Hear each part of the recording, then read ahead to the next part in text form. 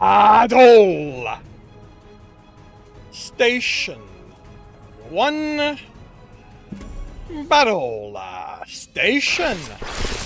We are off with mutton for breakfast.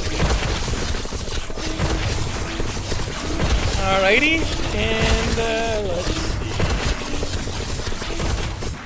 see. Still no tally on how many enemies are left and all that, but that's okay.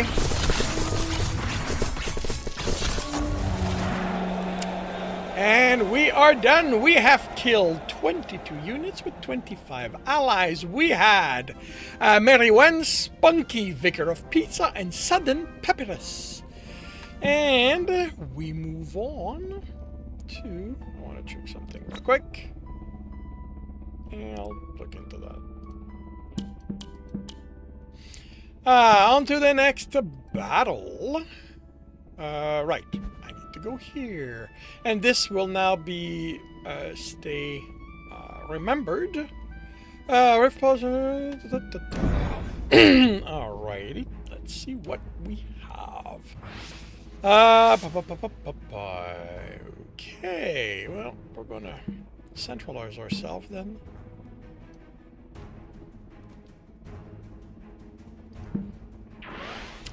And in half an hour, we will see how this turns out.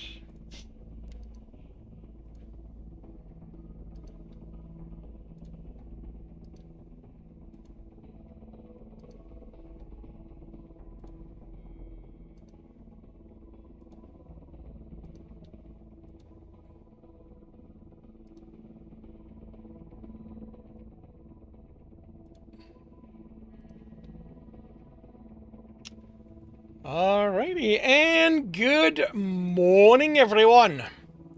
Good morning, and welcome to Tuesday. Second day of the work week for those of you who worked under that schedule. It is my first day, as I was on vacation this week.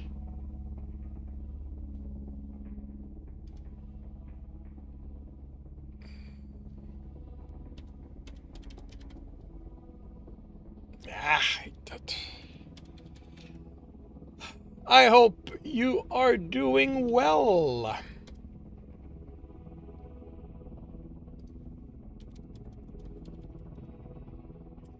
I hope you have had a good weekend, a good start to the week, that you're energized for the rest of it. My vacation was good. Visited a friend, and lots of relaxing happened. I think I slept more during my vacation than I ever do. I'm not someone who has an easy time napping or sleeping in when I'm at home. I can't sleep in unless I've got somebody else sleeping with me. Good morning, Reject. Good morning, Huntress. I hope you are doing well. Today, being Tuesday, it is Read and Corrects. These are when I read chapters from my books, correct them as I go.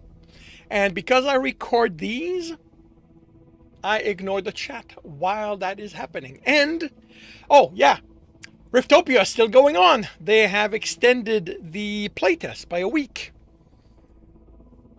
So, cool. But it means that to ensure that the battle is not delayed too much, I will start the recording now. You'd be more productive if you didn't sleep like a bear in hibernation.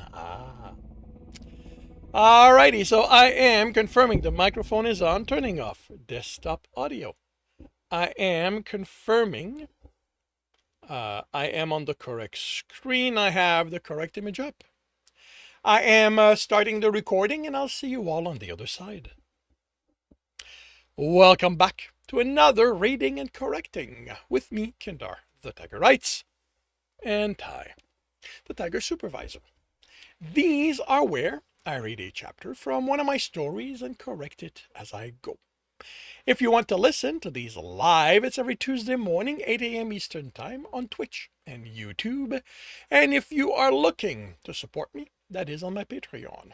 Today, we are doing chapter 23 of The Technician's Fight. Now, Gregoran said, dunking a cylinder of meat into Hathara sauce. Rokuran's Revenge, that should be capitalized, it's a title, doesn't work as a retelling of Mercury's journey. Why not? Tom asked, nibbling on a cube of meat. You have the awakening, the realization everything was taken from her, her promise to get back what matters to her, the hunt, and finally the reunion. You're stretching the definition of awakening here. They are interpreting it, his friend countered. And the gods took what Mercury had to test him. Rokuran loses her land and family because of a company's greed. You can't tell me someone's greed can be interpreted as the gods testing one of us. How about the hunt?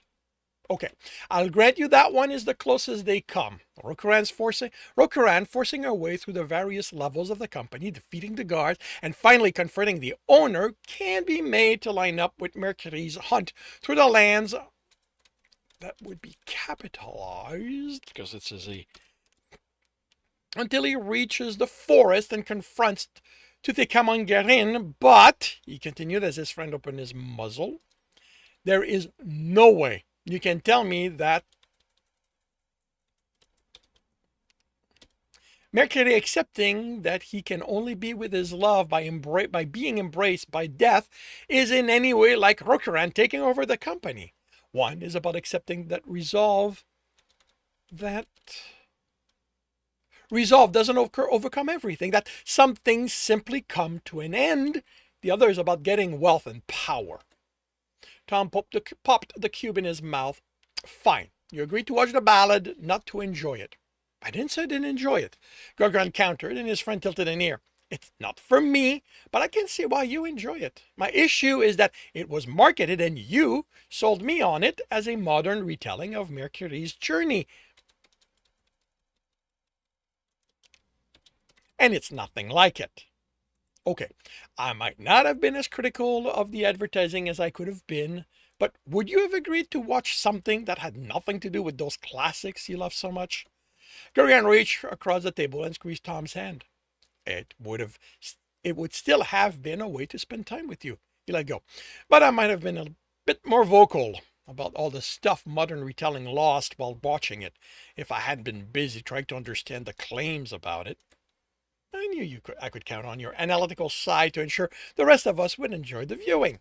Next time his tablet buzzed with the bridges code. He tapped it, not bothering with his earpiece. The eatery was quiet. Go. The leadership is requesting to speak with you, Captain. Who? Tom mouthed, taking out his tablet. Which one? A representative Drabar Amiral Selrost? Tom frowned, swiping down. Let them know I'm on my way. He couldn't afford to ignore even a representative, although it usually warranted someone within the actual command structure. He pocketed his tablet and stood. Tom accompanied him, reading and cursing quietly. Not good? He was appointed to the leadership under a year ago. He's related to Admiral Thromakarin Omeritamil Selstaffe, who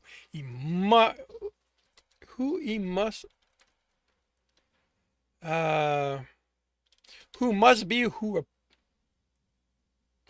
appointed him, but okay, oof, that's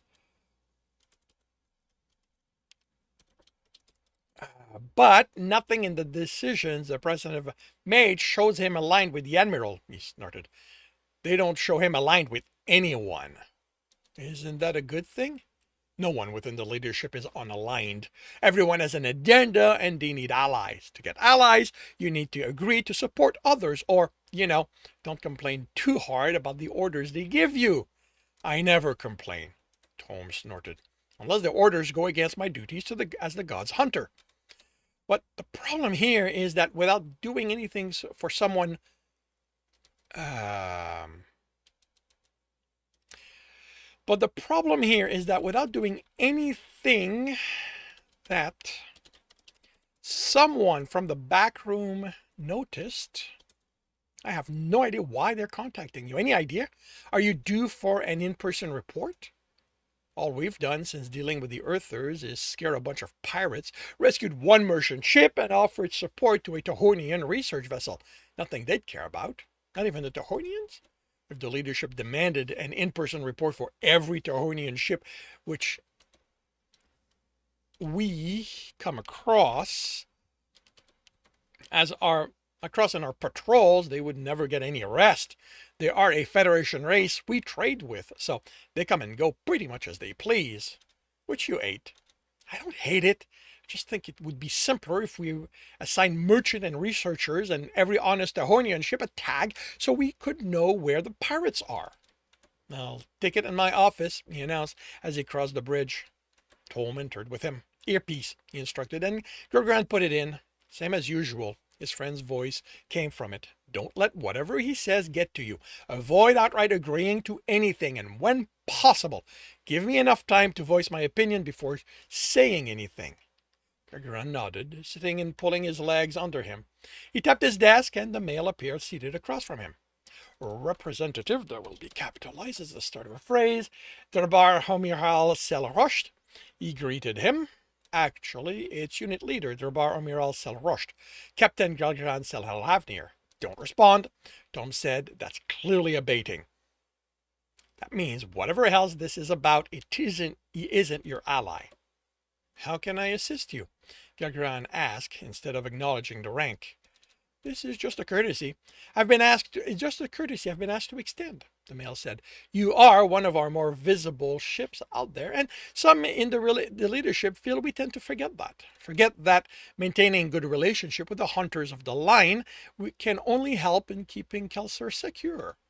I didn't hear much respect in that, Tom said. Don't sniff too strongly. You're not going to like what he's shoving. As such, I wanted to congratulate you and your heart on him managing to put the Earthers in their place. I have to say, you played them surprisingly well with the timing of that clip. Don't correct him. I don't see anything indicating he respects the god. It's better he thinks you are clever instead that they meddled. Thank you. They gave my heart plenty of incentive to want to dissociate from them after one kidnapping and one attempt at such. Yes, and from the reports, he will make a good hunter. Didn't expect that, Tom muttered. Is he or isn't he a fan of hunters? I hate masters of neutrality. Yes, he is. He is approaching the point where he will prove himself on the line. Then I wish him good hunting when it happens. I shall pass the wishes along. Is there anything else? Actually, since we are talking. There we go, Tom muttered. This is either meat or shit. Don't react to either.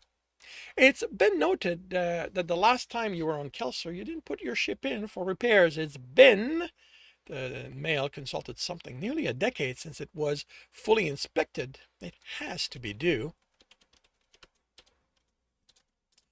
We keep supplied in parts, Gurgrand answered without waiting for Tom. This was an area he knew how to handle, and we haven't taken heavy fires in that time, as I'm sure reports from repair indicates all our systems are within acceptable states. You had a report regarding upgrading the communication infrastructure, the male said, reading his tablet again. Because the Earthers were able to hack us. But that is a fleet-wide situation. Unless new systems have been built and tested, there's no point in doing more than ensuring we have better monitoring programs and that comm personnel receive training to ensure they know what to look for in signs of intrusion. He brought up the state of the ship. Next, the crew or morale. Still, the male said, being in space for so long can't be good for the civilians, or even the crew. Studies tell us that 5 years without seeing the sky has negative effects on people. Careful, Tom warned. Counseling monitors mood, he said, instead of letting the male know what he thought of their studies. Anytime we dock, civilians are allowed to leave the ship. Is that safe? The male asked, surprised. Not everyone is welcoming to hunter ships. Not as informed as he should be. Tom mused. We never dock at questionable stations as more than a merchant ship, and those are always welcome. If a civilian feels the call of home, I ensure they can return as quickly as the patrol allows. You've only been back 3 times in that decade, the male said. You can't expect me to believe those were the only times civilians needed to return home. Someone has never left Kelsier, Tom muttered, and it shows. There are always ships heading home. If someone needs to, they will find someone to ferry them there while the Bane continues its patrol. Yes, of course. Regarding returning home, I noticed the turnover of your crew is much lower than any other ship.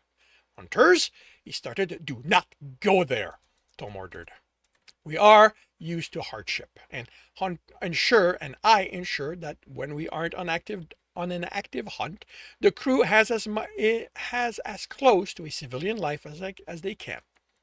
We still need to work on that one, Tom muttered as the male seated opposite Gragaran narrowed his eyes. The male took offense to a documented fact that wasn't Gragaran's problem.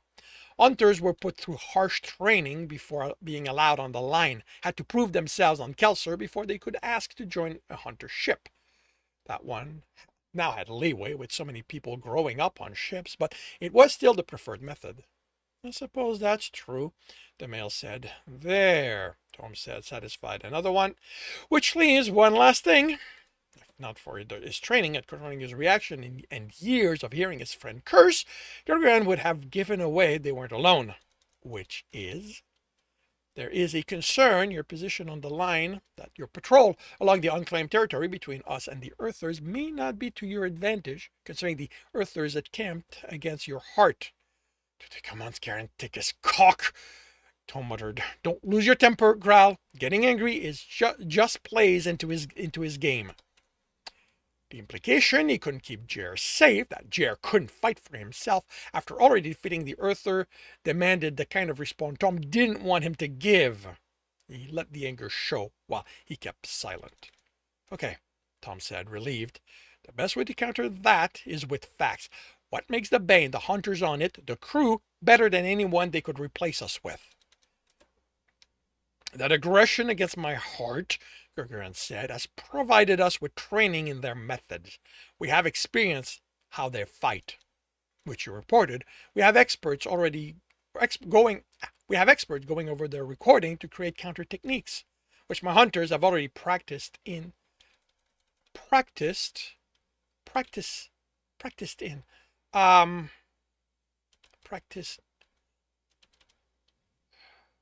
Yeah, I'm gonna remove the in. I was going for something to the effect of already had time in, but I don't think it works.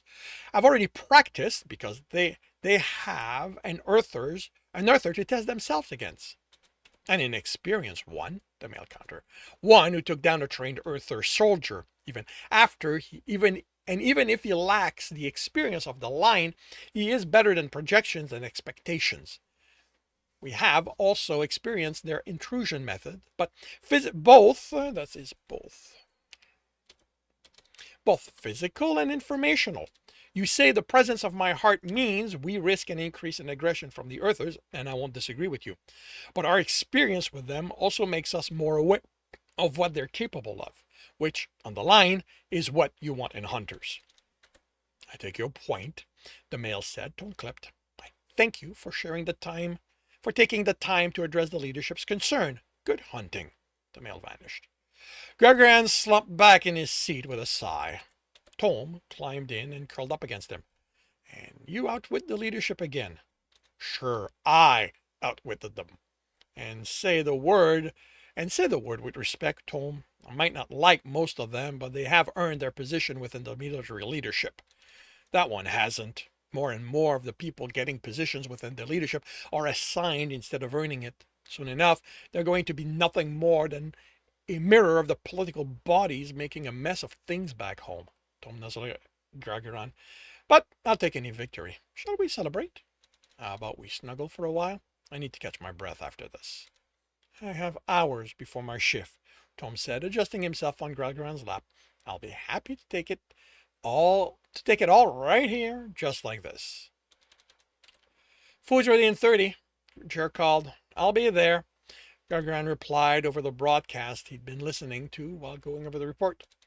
And for all out there, the female said, listening in for updates on favorite human and his heart, we at Spreading Branch have it on good authority that technician Jeremy Bradshaw can now be addressed as Hunter Jeremy Bradshaw, which must bring up the question, Alice, the male said, of which rank we should be using when addressing him.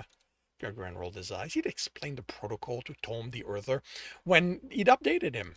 Well, Harry, according to the information we receive, rank is situational when a Kelsarian has more than one, but Hunter should be reserved for hunt-related activities. So, in his everyday life, other than those who are close enough to him not to need rank, they address him as Technician. If he is called in for a meeting with his beta or has training, then those will call him Hunter. So we should refer him to as Technician. Unless you've become much friendlier with him than I've known you to be, Harry, yes. And unless we are reporting on his activities as a hunter. Of course. And speaking of the technician and those close to him, our informant said that he is developing a good social life. The technician has been seen at clubs and on the ship dancing with strangers. In the presence of his heart, the female said, "Not always, Alice. Remember, Kelsarians don't hold to human standards. For them, intimate relationships are not limited to the person you are in a matrimonial relationship with. They don't even do matrimony, I believe.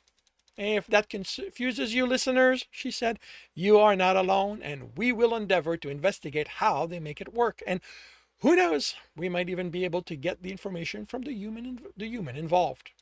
But that will not be soon," the male said. "I'm sorry to say that Spreading Branch will be silent for the next week. It turns out this little spot we thought was quiet has far more activity than we thought. And we need to see to the safety of those who help keep the branch spreading." She continued, "So we won't be able to broadcast until we have relocated. But despite our silence, remember, all those of you out there, the Spreading Branch is there wherever its leaves fall." Gurgran frowned and replayed the last minute. Busier than expected, he understood, even if it was unexpected. Some locations could see glut if someone's scanner revealed something of value, or those using them thought that it was what it revealed. Civilian ships didn't have the best scanners. Few people could afford them. Those who could didn't bother with prospecting. They owned merchant ships. What bothered him was a comment about keeping those with them safe. Not that they wanted to, but that they felt they had to. They didn't know where the Spreading Branch broadcasted from, but he knew it was from within Federation space. That meant that even if a pack of ships unexpectedly showed up, they wouldn't be in danger, wouldn't feel in danger, unless those ships were pirates. But why would a bunch of pirate ships gather in the area where Spreading Branch broadcasted from? They didn't bother with prospecting. They went after ships. Ships like the one Spreading Branch used. The problem with that was that pirates didn't work well together. Even Kelsarian's pirates, who as a species preferred being in company rather than alone, didn't like having different Alan clan in proximity. The only reason he could think for multiple pirates to act in unison was if they weren't actually pirates. But that wasn't something he had a way to check. But he knew someone who might. "Jer," he nuzzled his heart as he cut meat into cubes, "I have to go deal with something. I shouldn't be long." "Something serious?" "Not at the moment, but it could grow to be.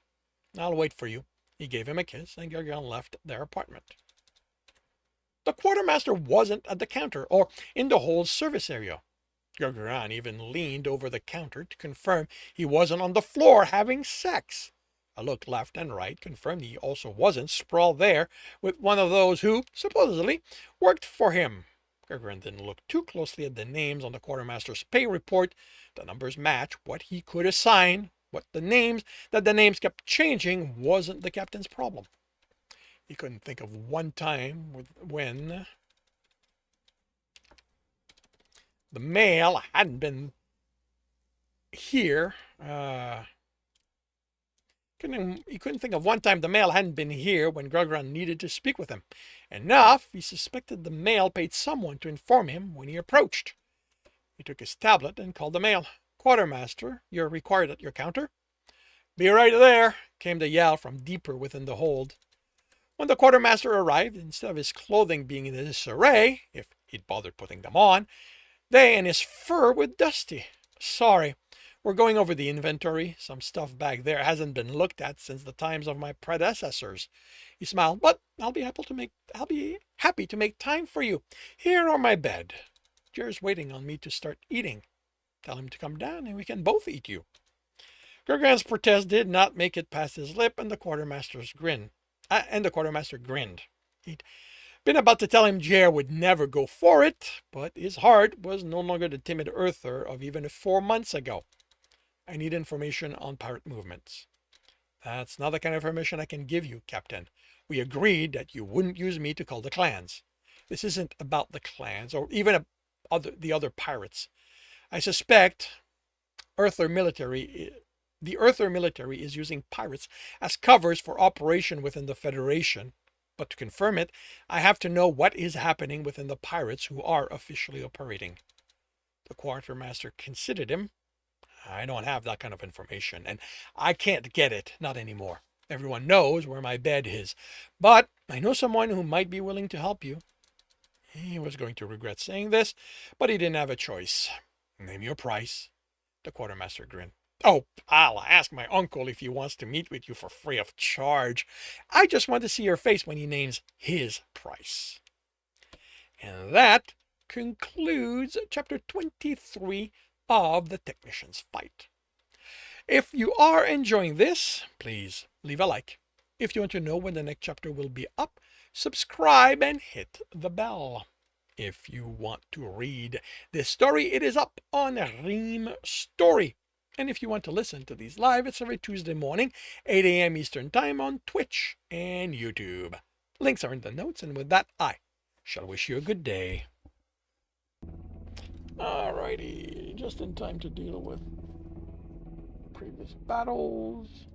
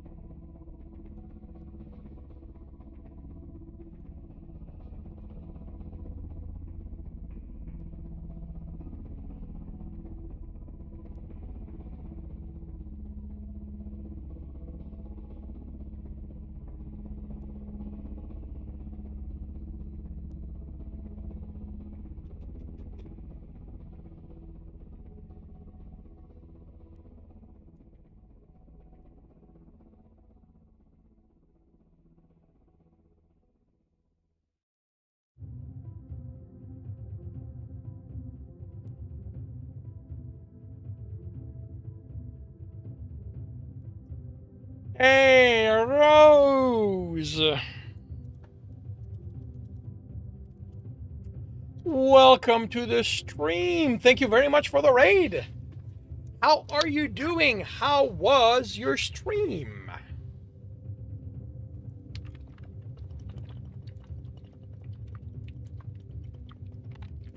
How is your day coming along?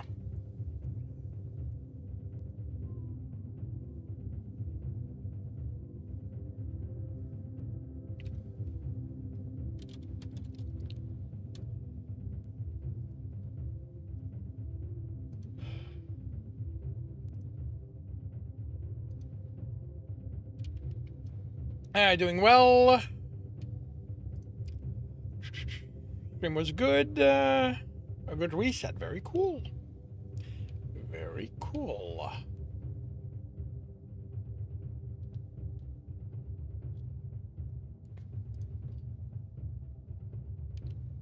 And what will you be up to for the rest of your day?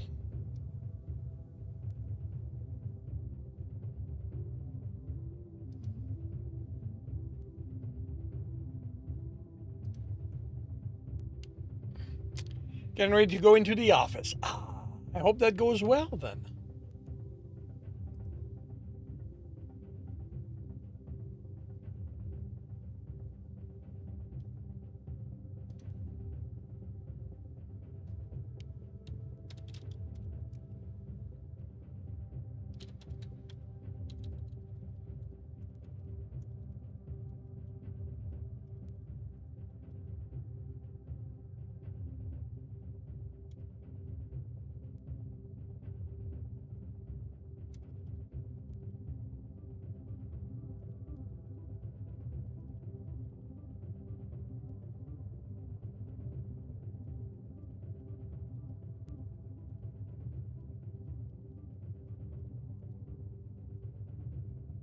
Alrighty, gonna have an advertising, Stream Raider battle, and I will be right back. Sorry, Riftopia battle.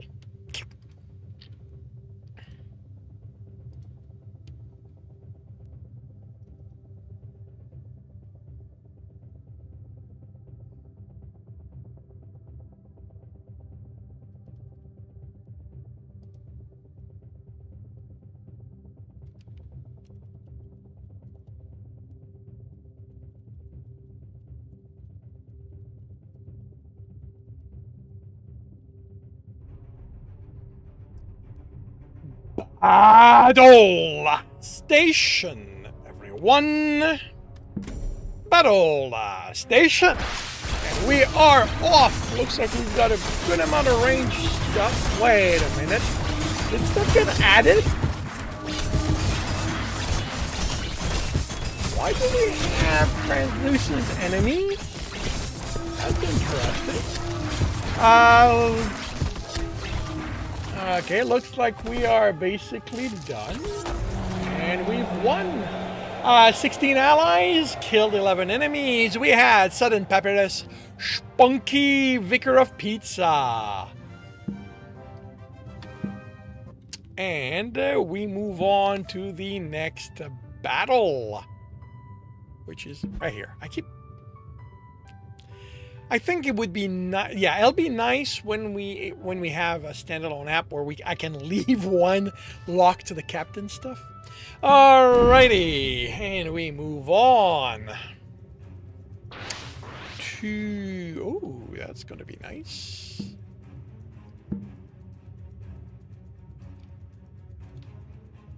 Come on.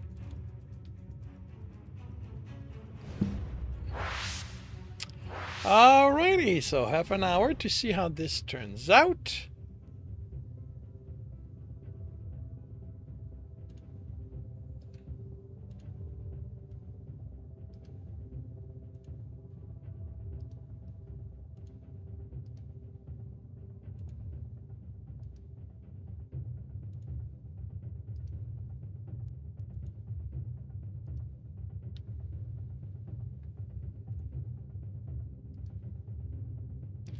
Alrighty, 3 new units added. Makes sense. You can probably get around that by opening 2 tabs. Yeah, the part of what's happening right now, and part of why I'm going to. Hey, Metalman, welcome to the stream from YouTube. You were also about to start writing. Very cool. What do you write, Andres? Part of what happened is my process, because I like what I will do once we've got a standalone app is the standalone app will be what gets streamed, and I'll be able to keep the web for my player stuff so that I don't have to mix the two. And once that happens is that I'll be able to just set up what streams and never have to worry if I'm on the right page and on the because what will sometimes happen right now is that I'll take care of the player battles and forget to get back to the captain. So it's why I like and um you write fantasy, Middleman. Am I writing Cat Person World? Not quite. I am writing this is a science fiction story. I'm actually doing editing right now, which I do in the form of live reading and correcting, and it's it's a thriller slash it's not really romance, but it's a relationship story. One of the main character is human, the other one is a Calcarian, and as a species they are built they are patterned after felines. I'm a big fan of felines. I make sure it's something. Yeah, no, and that's fine. Like this was not me implying that I needed it right now. I will work with what's there, and once the standalone app, I will take advantage of it. I can definitely. Again, like I said the other day, the transition it was harder than actually the system. Like it works. I'm actually quite comfortable with it. It's just that I'm noticing now that I'm comfortable with it, I'm noticing details of how I like to do things and how this doesn't quite allow it at this time or doesn't play into that, which again is fine. I can wait, and once the game is there. So there are humans and calcium. I suspect it's Calcarian. But yeah, I mean, in the story, there's mainly one human on a ship of Calcarians. Book 1 establishes why. And it's like, yeah. It's a bit of a thriller. It's a bit of a... No, I mean, there's a bit of politics in it. If it was important for us so we can make progress. Cool. Alrighty. I am going to start the next chapter of Read and Recording. Let me spell it just so that...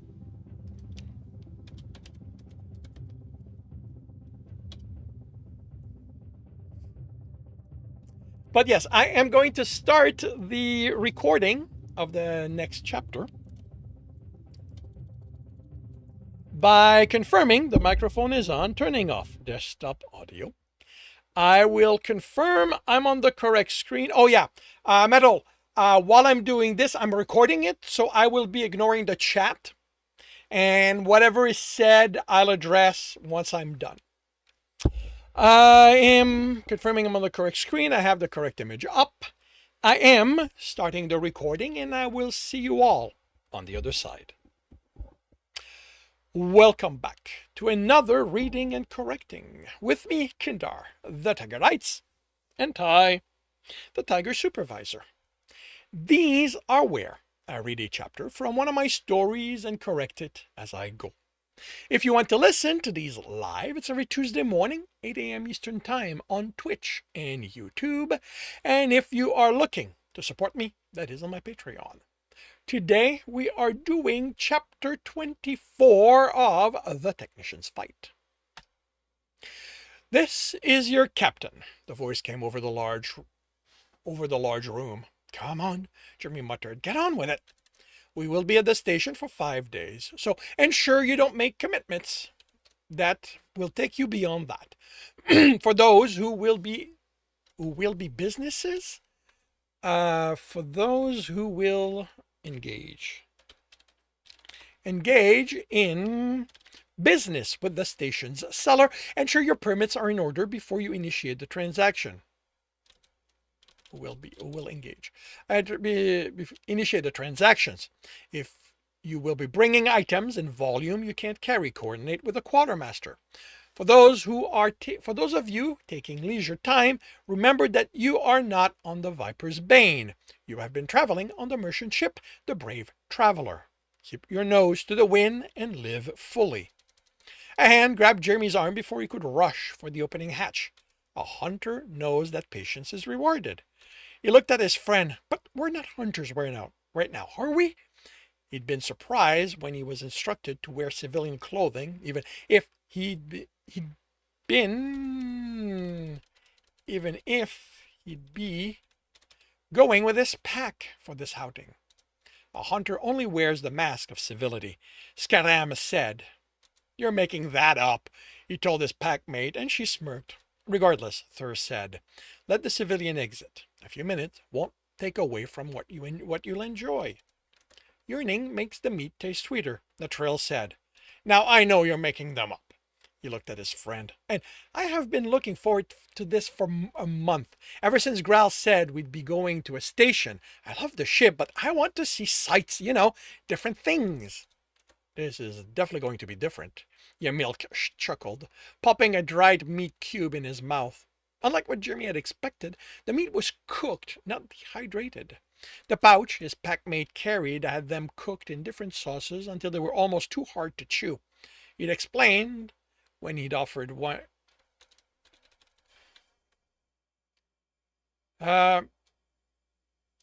Okay.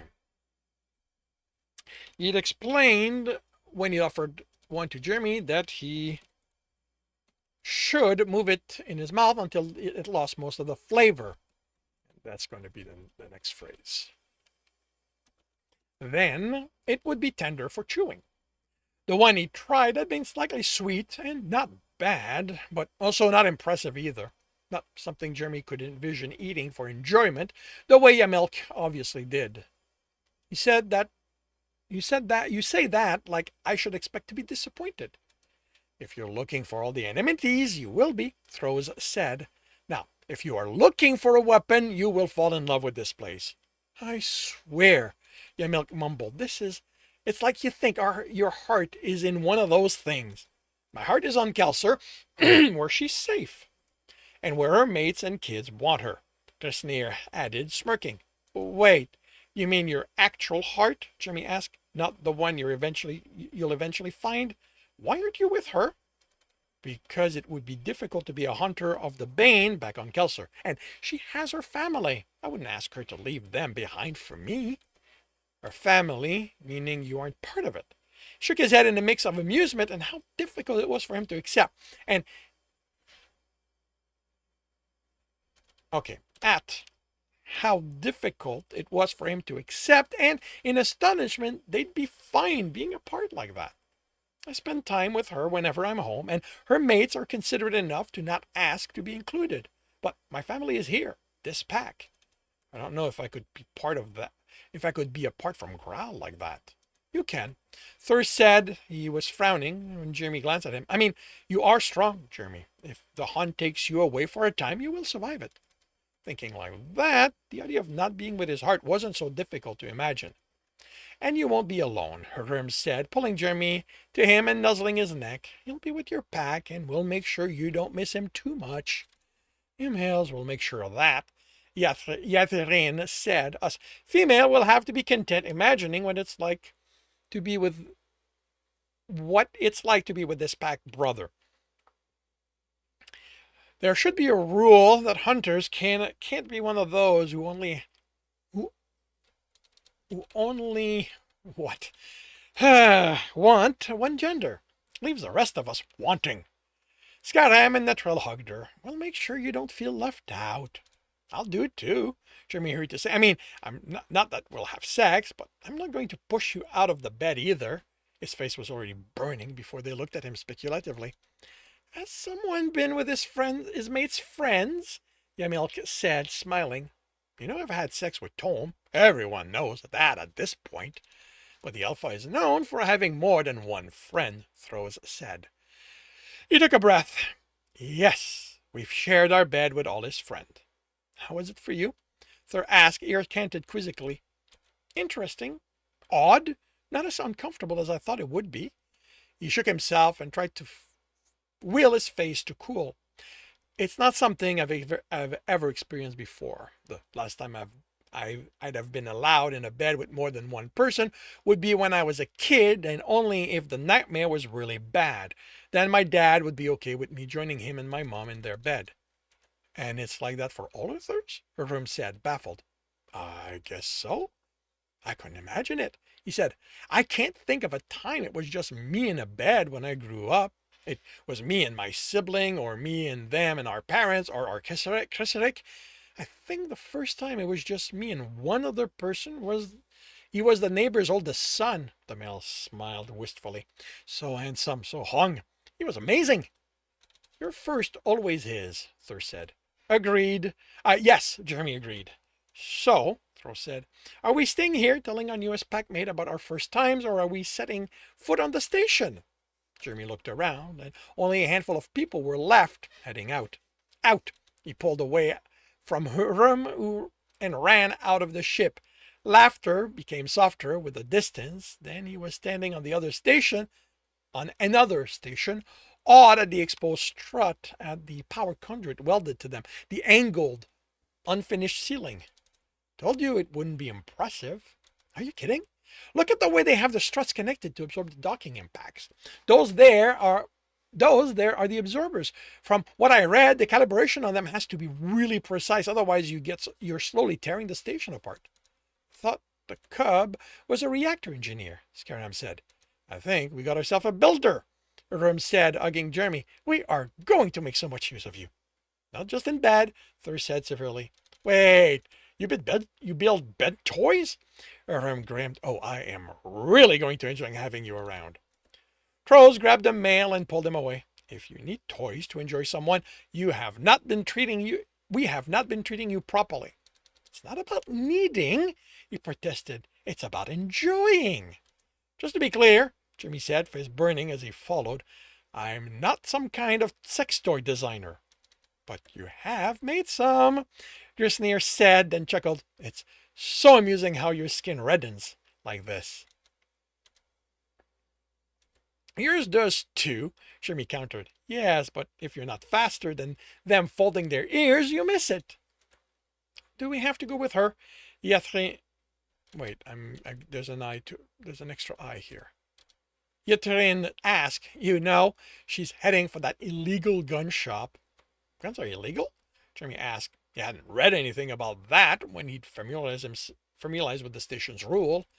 The selling of them without the proper permit is, Third replied, which the shop doesn't have because of the kind of guns they have under the counter. Other species one. Other species ones? Other species gun. Other species guns, Scarab said. One with unapproved modifications, Netril added. Beautiful ones, Thros called. Is there something I should know? Jeremy asked. You mean other than how much she loves her gun? Or guns? That's going to be plural. Not. Actually, yeah, okay. Not just mine. I told you. You touch mine and I am talking with Zanila Aram, so he'll never go to your bed again.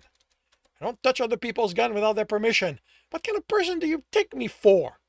The obsessed kind, the troll muttered. So when I get assigned one? Jeremy asked. Keep it under lock and key when you aren't around to watch it. The shop in question was 3 levels below, tucked away down a passage Jeremy wasn't sure he would have known how to find if he'd been provided with a map. Welcome, the Tahornian behind the long counter said. I am Tragarish and I. Is it? They spread their arm. It is. My favorite furred customer. Cook, Trosserer, Mirtiosi, Harkinal. Consider me so pleased to see you again. I have an excellent selection for you to peruse. These fine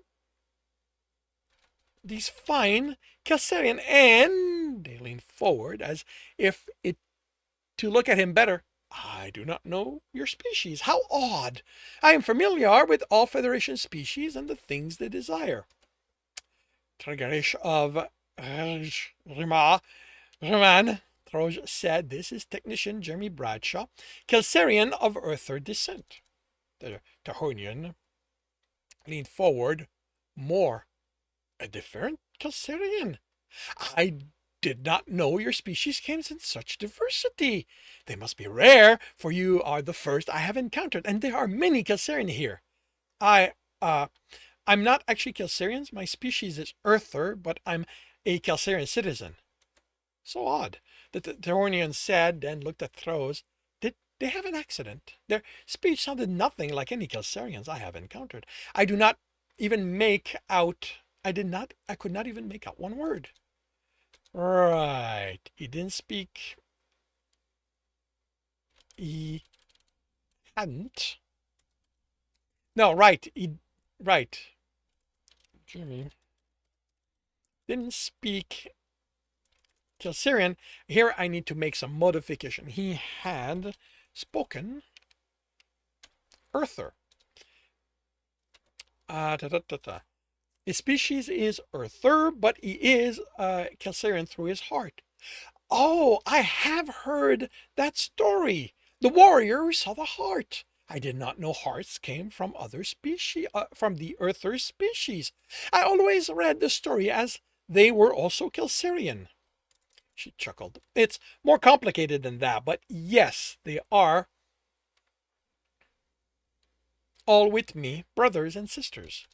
Then may you also enjoy my ware. He tapped the surface of the counter, and it shimmered, becoming transparent, and revealed an array of weapons Jeremy had never even imagined. Thros owed and awed over them. Holding one reverently, and the shopkeeper took it out. Wait, what? Holding one reverently? Okay, this needs to be flipped. And Inter and she held it reverently. The others looked at them more critically, passing on offers to handle them, while Jeremy looked at the other things on display through the shop. The selection was eclectic: electronics component, glasses, and other things that might be for the eating area of other species, fabric, clothing. He paused before a vest of thick material. It felt organic in soft brown. Ah, a most discerning eye the technician has. A Kersetaran design made of the woven hair of a beast of burden from their first world. It might be a little too large, but they had tailors on the ship. One of them would know how to adjust. And here's where I need to make more changes. How much? I forgot when I wrote this that Jeremy knows Federalese, which is the trade language of the Federation. It's not a technical language, although I haven't really been... I'm going to have, when I do the second draft, I'm going to have to go over how it's used, because I think I use it too broadly. Okay. Turner looked at him quizzically.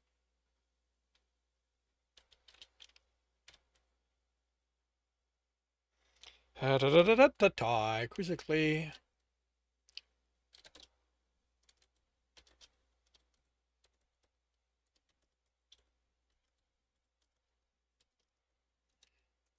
You know, Federalese. Yeah.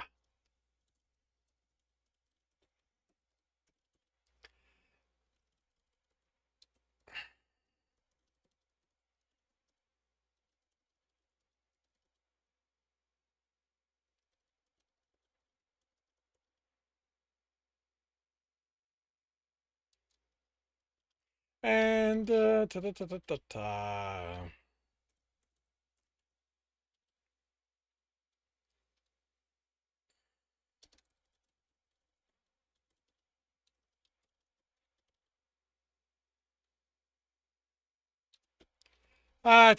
this is no longer this, but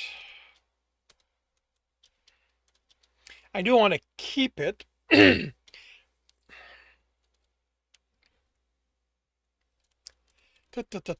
sure going to buy this here, ask joining them. Its provenance is almost certainly questionable. If If you have questions,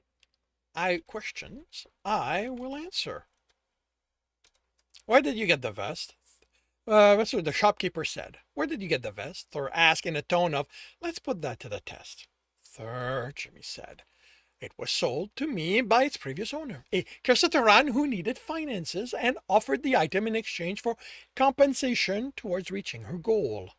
Thor, unless you tell me Graal will get in trouble for wearing it, it's fine. Maybe she should. Thor, if it's illegal for her to sell it, is it illegal for her to sell it to me? He wasn't happy. No. Okay. And please leave it be. How much?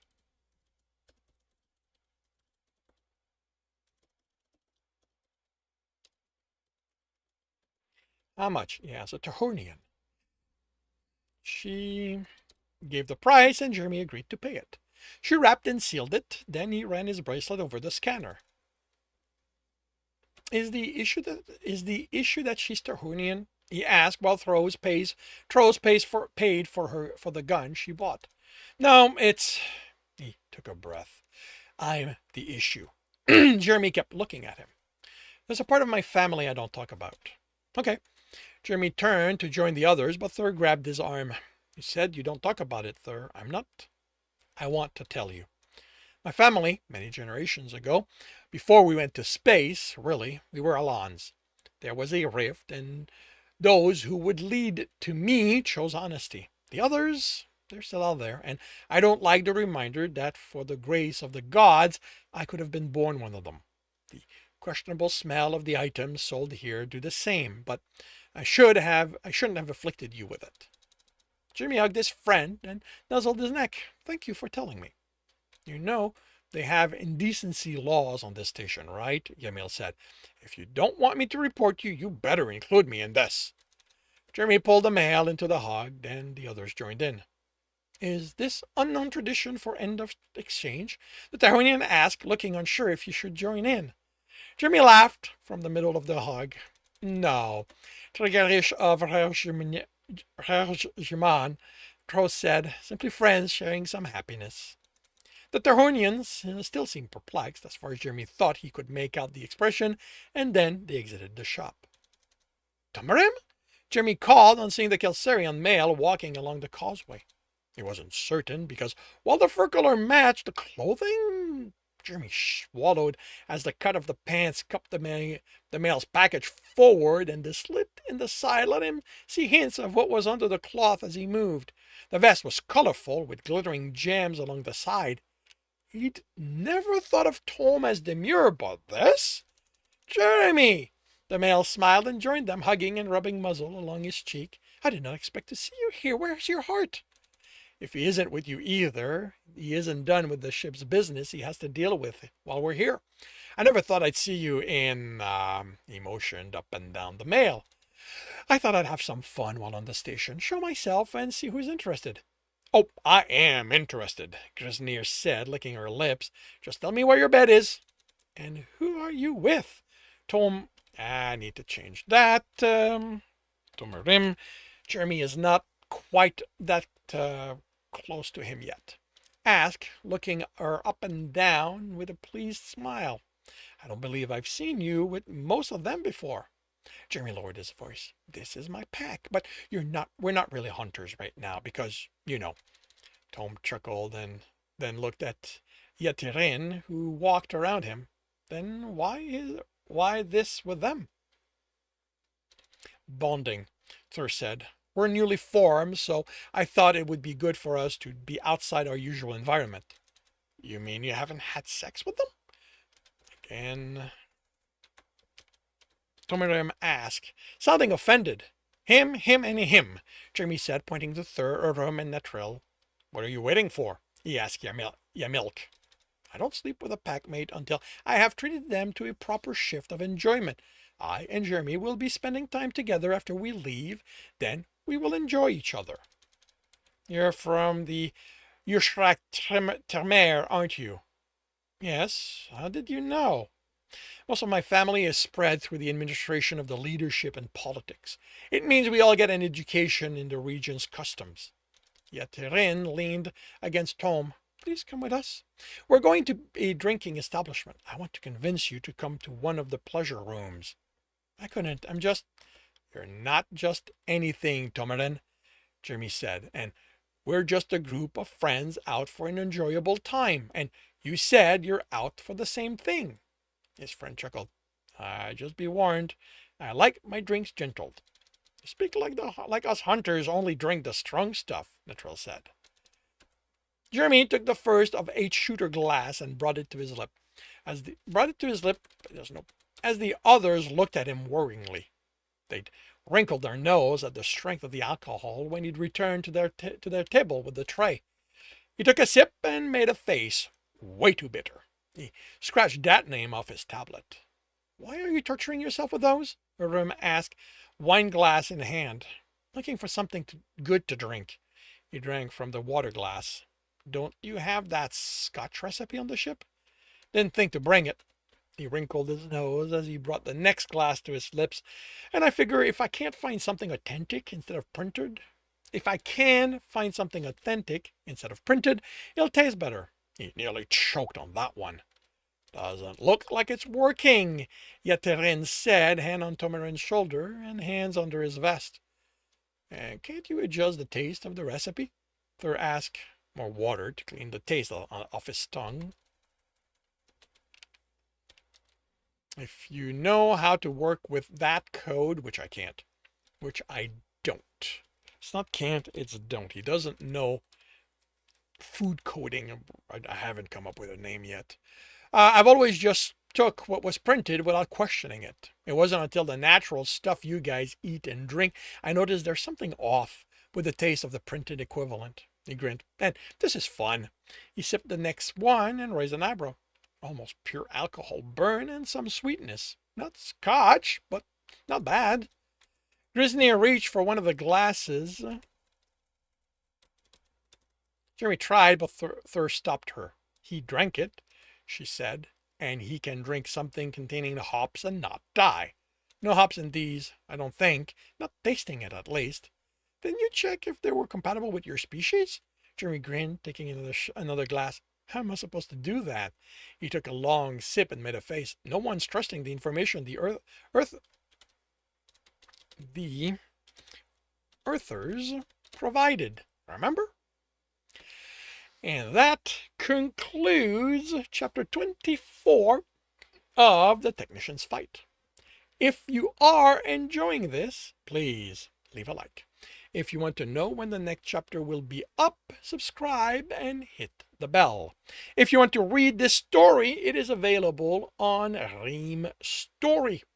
If you are looking to listen to these live, it's every Tuesday morning, 8 a.m. Eastern Time on Twitch and YouTube. Links are in the notes, and with that, I shall wish you a good day. Alrighty. And we're going to have an advertising Riftopia battles, and I'll be right back.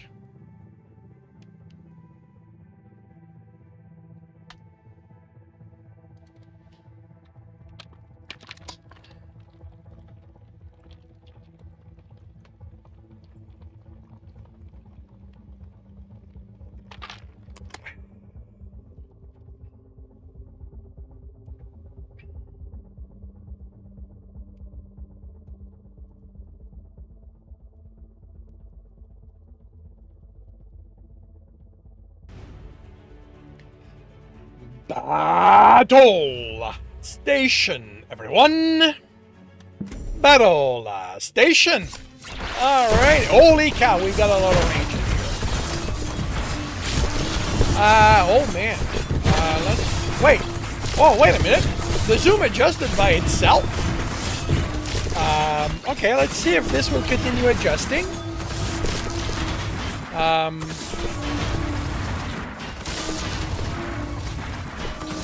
So I'm up to 230 energy. I'm gonna have to ask Huntress how this is gonna work. Alrighty, so we are slowly decimating the enemies. And okay, I like that the zoom is adjusting. I think the zoom is a little too high, but I like that it's adjusting by itself. And we have won 40 allies, defeated 31 enemies. We had Darth Dorlin in the battle, Vicar of Pizza, Sudden Papyrus, the Lady of Light. Ooh, a Huntress, DJ Huntress was there. And thank you very much for the assist, everyone. And let's move on to the next battle. I'm realizing now that with this being, remembering what I want my habit of being the last battle being difficult will probably mean that the first battle will be difficult as well. Alrighty. Because I'm going to forget. I am so going to forget to adjust that. Alright. So let's start centralized. Let's go full central, and in half an hour we will see how this turns out.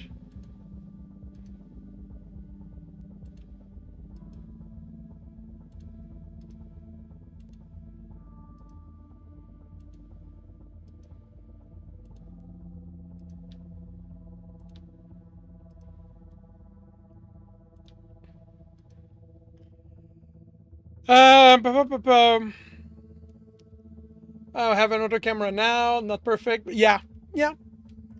Max energy is equal to half the energy cost of... Oh, so the more units we have, the more energy we have. Oh, that's... Okay, that's cool. I like that. Speaking of units, I expect that once the game fully releases, officially releases, it's not going to be this easy to get new units, is it? Because this feels very easy to get new units.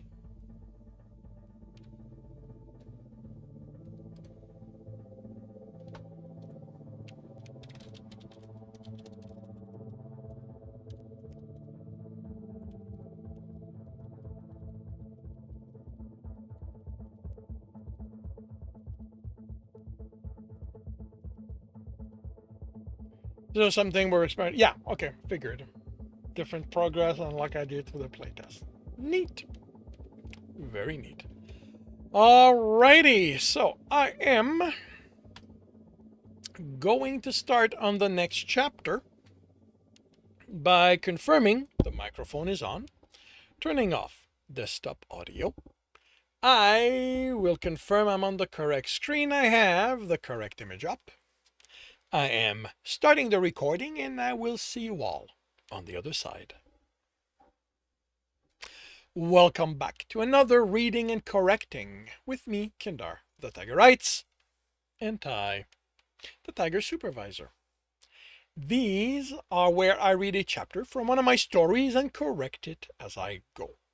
If you want to listen to these live, it's every Tuesday morning, 8 a.m. Eastern Time on Twitch and YouTube. And if you are looking to support me, that is on my Patreon. Today, we are doing chapter 25 of The Technician's Fight. I need you to do something for me, Captain, the quartermaster said as they walked through the concourse, which is... It was still too welcoming for them to be near where his uncle wanted to meet. I don't need to meet. You need to forget who I am. Is him being related to you a lie? That isn't what I mean.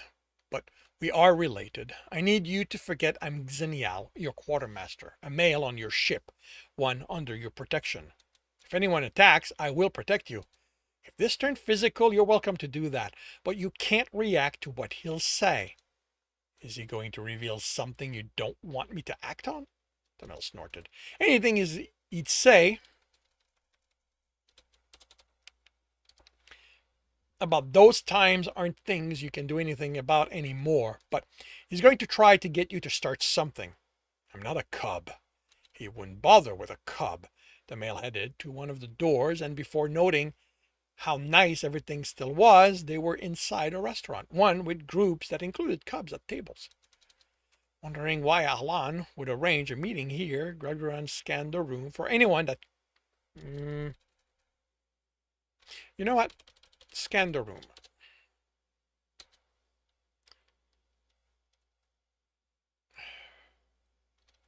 Scan the room. No one was eating alone or in the company of questionable people. The quartermaster spoke with the female at the counter in a dialect Gargaran didn't know. The dialogue ended with a nod, her handing him his scan card, and them heading deeper into the restaurant. He scanned it, and the door unlocked, and they entered. If it isn't my favorite nephew, an old male said, his voice low but raw, the turncoat. Gargaran bristled at the insult and fought to keep his fur down. Uncle, thank you for agreeing to meet us, and without any of your usual protection. The male snorted. Protection is for when I'm going to fuck someone dirty. I doubt the great god's hunter would take someone like that to his bed. He doesn't spend time. He doesn't spend time.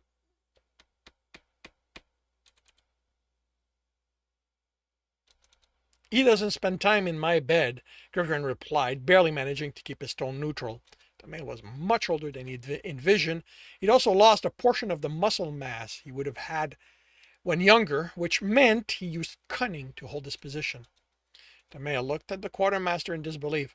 What happened to you and that cock of yours? I thought it could charm even the gods. He snorted. I don't want to sleep with everyone. The old male snorted.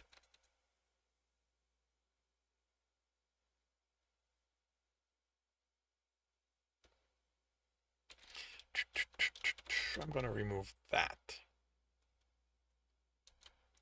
I don't want to sleep with everyone, the old male snorted while Gargaran stared at the quartermaster. Sit, sit. I'd never think to disgrace so important visitors by not offering them something to eat. We're fine, Gargaran replied as the quartermaster pulled the stool away from the table with a foot. You're fine? The old male said in a tone that implied he'd been called declawed. I do the courteous thing and invite you to share meat, and you're fine? Captain, stay out of this, traitor. The old male pushed himself to his feet. His spotted fur was trimmed so they were longer, while the rest was nearly to his skin, and locked angry eyes on Gargaran. He now felt like he should have asked Tom to come along to advise him or keep an earpiece in while he caroused to listen in. This felt politics instead of dealing with a Halan. Just who do you think I am, great hunter? That was a trap, but he had no idea how to avoid it. A Tahalan. That had to be the safe answer. To be a safe answer, both were accurate after all. A Tahalan? He responded mockingly. Just what have you been telling him about your good uncle, Zenny? The quartermaster winced, which told Gargaran the short name wasn't used with approval. He held his tongue, but the need to get that male to treat one of his crew with at least enough respect to honor the name he wanted used was strong. Oh, someone disapprove of calling you Zenny? What does he call you? His toy? I wouldn't. The triumphant smile stopped him. So you do have teeth. I was starting to think all those stories about you were nothing more than military propaganda. The great hunter, beloved of the gods, never failed one hunt. Gargaran snorted. I've failed a number of my hunts. No one can keep to a scent all the time. Your namesake can. He snorted again. You don't know your classics. Elhavnir has been defeated, humiliated, killed, eaten by his prey, shot back, and he killed his prey, feasted on his enemies, loved his allies. And what am I to you, O great hunter? He was tempted to tell the truth, an annoyance.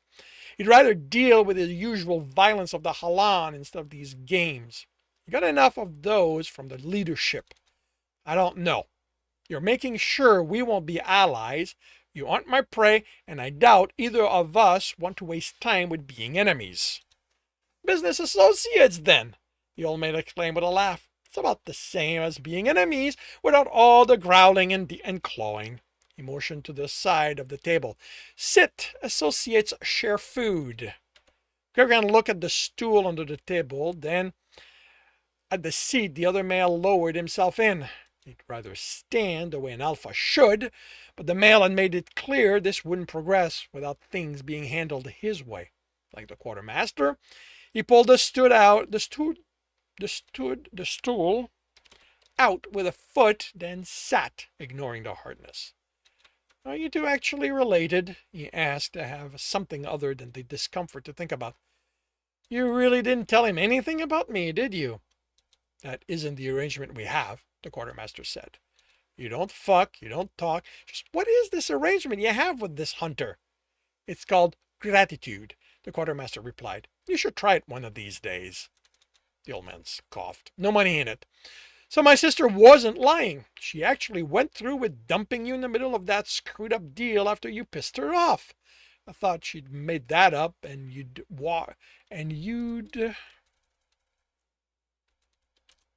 walked off for a better bed. It's not my fault she doesn't have a sense of humor. What you do isn't humor, the male said in his serious tone. It's inviting Tutankhamun to the table just to see who he'll take a liking to. Is it my fault my namesake lover hangs around me? It is when you invite him. Gagarin both wanted to ask what that was about and was certain he didn't want to know. The quartermaster had done nothing that he knew of that qualified as inviting the god of death to his ship, and he probably didn't want to know if it was something he'd managed to hide, or rather, he definitely wanted to know, but then he'd have to act on the information. He hated the positions that the quartermaster kept putting him into. At least, he now knew they were related, although the age difference seemed rather large. Platter of meats and sauces, along with pitchers of drinks, were put on the table by servants who exited immediately after without looking at any of them. Love this place, the old man said, clawing a chunk of meat into a plate and pouring sauces into bowls. The quartermaster did the same, so Gralgaran did too.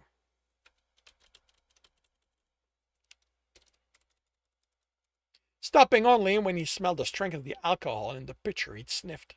All of them were stronger than he'd ever considered drinking. The meats and sauces were good. So, the old man said, why would a hunter like you want to talk with a Hullon like me? For information. Maybe my nephew's given you a wrong impression of who we are. We don't tell on the clans. But you might tell on other pirates. Telling on those you compete with is a claw that can catch you just as fast as your competitor. What about those pirates who aren't pirates? What would those be? The man asked. Politicians? Gagarin almost choked on the meat amidst the snorts. Enemy of Kelsier, he said once he could breathe properly.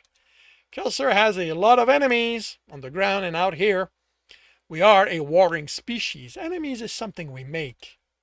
That isn't reason to be inattentive to what they do.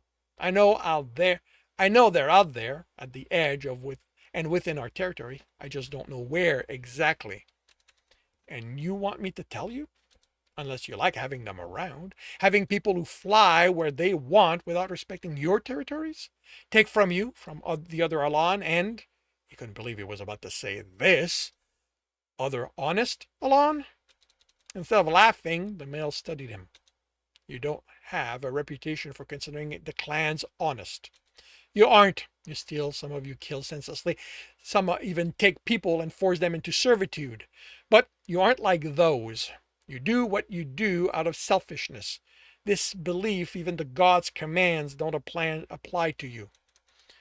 Live, be happy, the man said, grinning. It's what we do. You interpret it only in a way that supports what you do. That isn't my problem right now, he added as the male opened his muzzle. Those clans who go too far will come to the attention of a hunter, and they will be dealt with.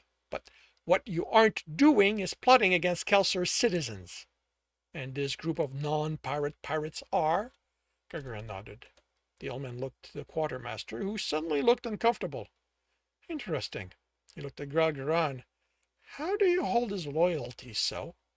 Gratitude. If the quartermaster had used that, it was good enough. Gratitude, the old man repeated, as if he evaluated the taste of the word, then shook his head. So, you want me to talk with the clans and non-clans and report to you those who don't act pirate-like? He spoke as if the idea amused him.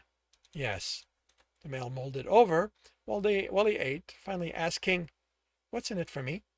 The quartermaster's statement of wanting to see Gelgran's face when his uncle asked for his price kept him from saying just name it. "What do you have in mind?"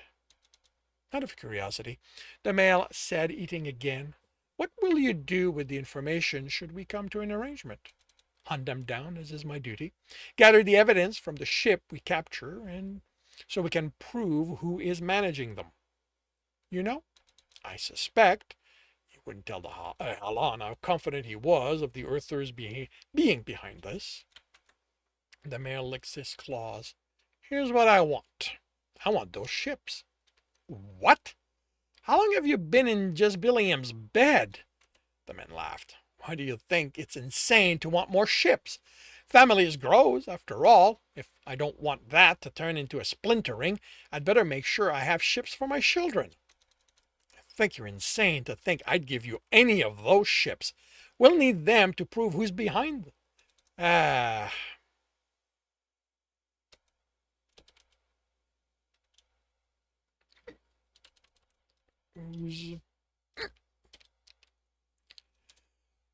Who's giving the orders? "You'll need information in them, not the ships themselves. You think there's going to be anything left by the time we're done going through them?" The male's smile was knowing.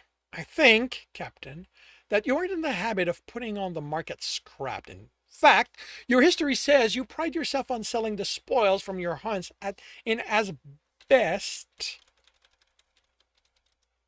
condition as possible." The smile turned mocking. "Could there be Halan greed in you?" Gelgran ground his teeth rather than respond to the insult. "I'll give you a few of their shuttles." "Really? You want to open this alliance with insults? Or is your expectation that my children will pilot the ones I give them, and come demanding proper ships from you? Actual ships, Captain? Let's say 7 of them?"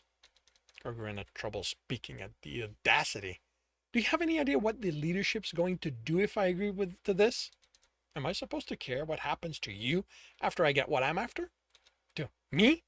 The only reason we get to put on the market the spoils of our hunts is that the leadership doesn't see a point to them bothering, or when something interesting comes along, like a bunch of ships, they know they have the finances to outbid other parties, or even some clout to contact the captain directly and get a special arrangement.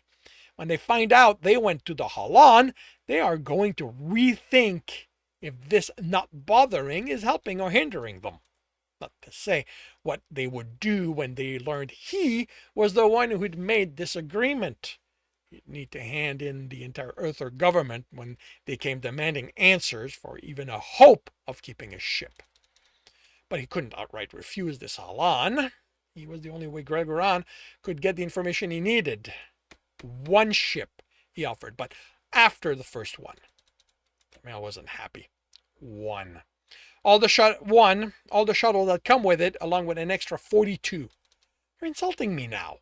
I can't even know that I'll come across that many shuttles on this hunt. You spoke as if there would be many ships when I asked for them. They will all have shuttles. I didn't want you to have any ships. 7 extra shuttles, and that is limited to this hunt only. Which means you could decide those other ships were captured on a different hunt. You're the one proclaiming these stories about me. How much of a liar am I in those? They are stories. I am not a liar, Halan. 28 shuttles. How many ships would be part of this? If the gods were fully in his favor, only 1, and the Halan would help him for nothing. Realistically, at least 3. 14. For someone bearing the exact name of 2 gods, you are rather cautious. I'm an alpha, with hunters under his care. I'm a captain with civilian on his ship. Cautiousness is something I consider an asset. But how much of it can defang you? How about 21? So more than he'd like. But between 14 and 21, the numbers wouldn't mean much. Agreed. 1 ship and its shuttle, plus 21 others, but limited to this hunt.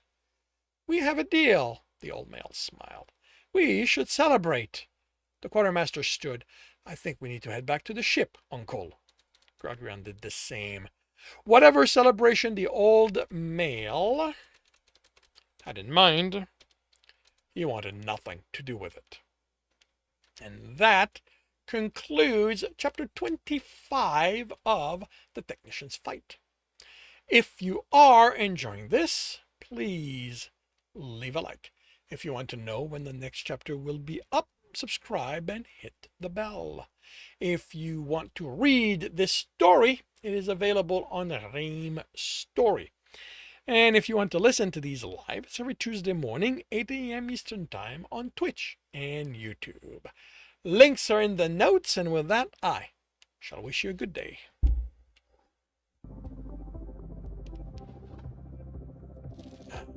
Let's see.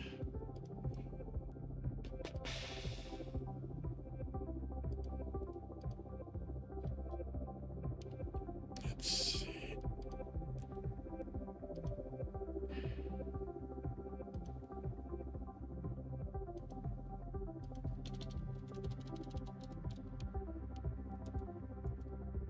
Wrong format. Are you gonna crash? No? Good.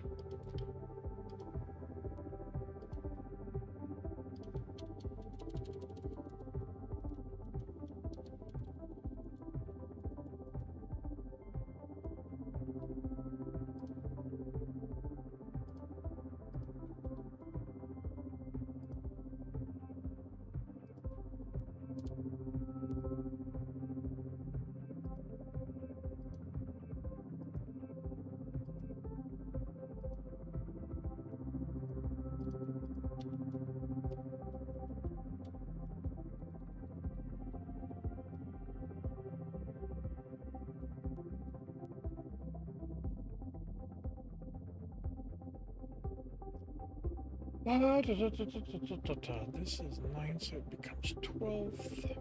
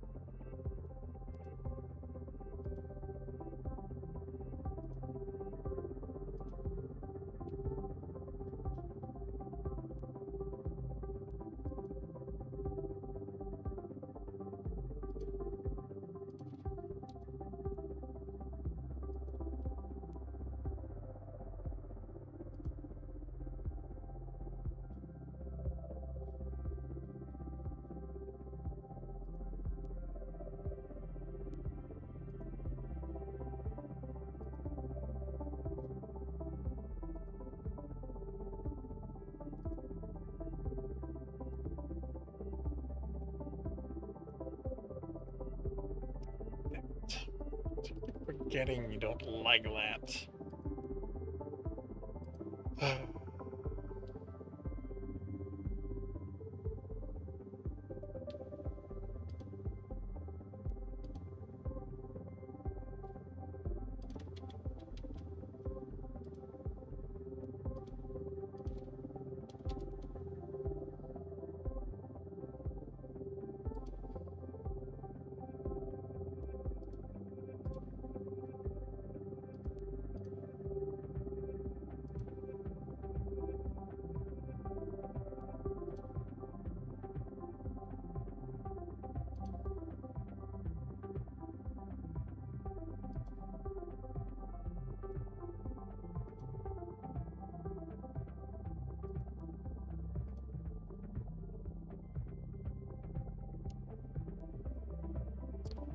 Okay, that's been done.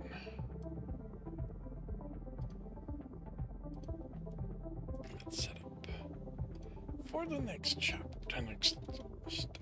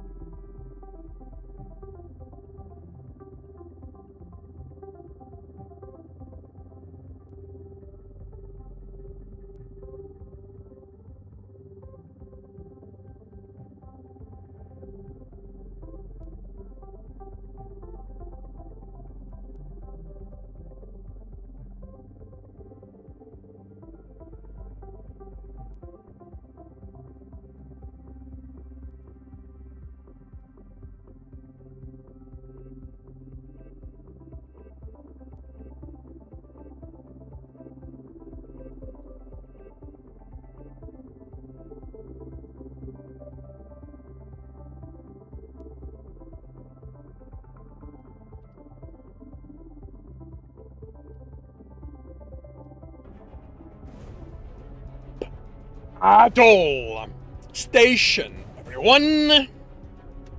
Battle station, and we are off with some solid decimating. Let's see. Okay, we've got there. Okay, we've got a few more hidden units, and we're done. We've won, and 30 allies killed 22 enemies. We have Vicar of Pizza, the Lady Rides, DJ Huntress, and Darth Torlin. Thank you for the assistance, everyone. And we move on to the next battle.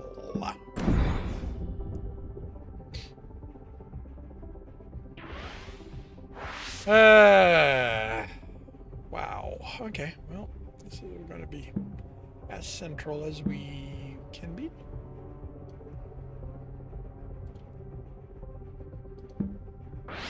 And half an hour to see how this turns out.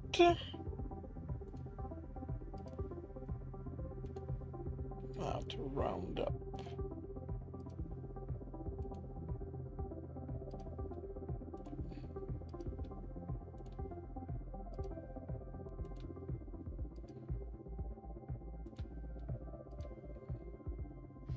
Alrighty, and I will get another chapter going by confirming microphone is on, turning off desktop audio. I will confirm I am on the correct screen. I have the correct image up. I am starting the recording, and I will see you all on the other side. Welcome back to another Reading and Correcting with me, Kindar, the Tigerite, and Ty, the Tiger Supervisor. These are where I read a chapter from one of my stories and correct it as I go. If you want to listen to these live, it's every Tuesday morning, 8 a.m. Eastern Time on Twitch and YouTube. And if you are looking to support me, that is on my Patreon. Today, we are doing chapter 91 of Stepping Wild. Tibbs sensed the water. The water essence manifest.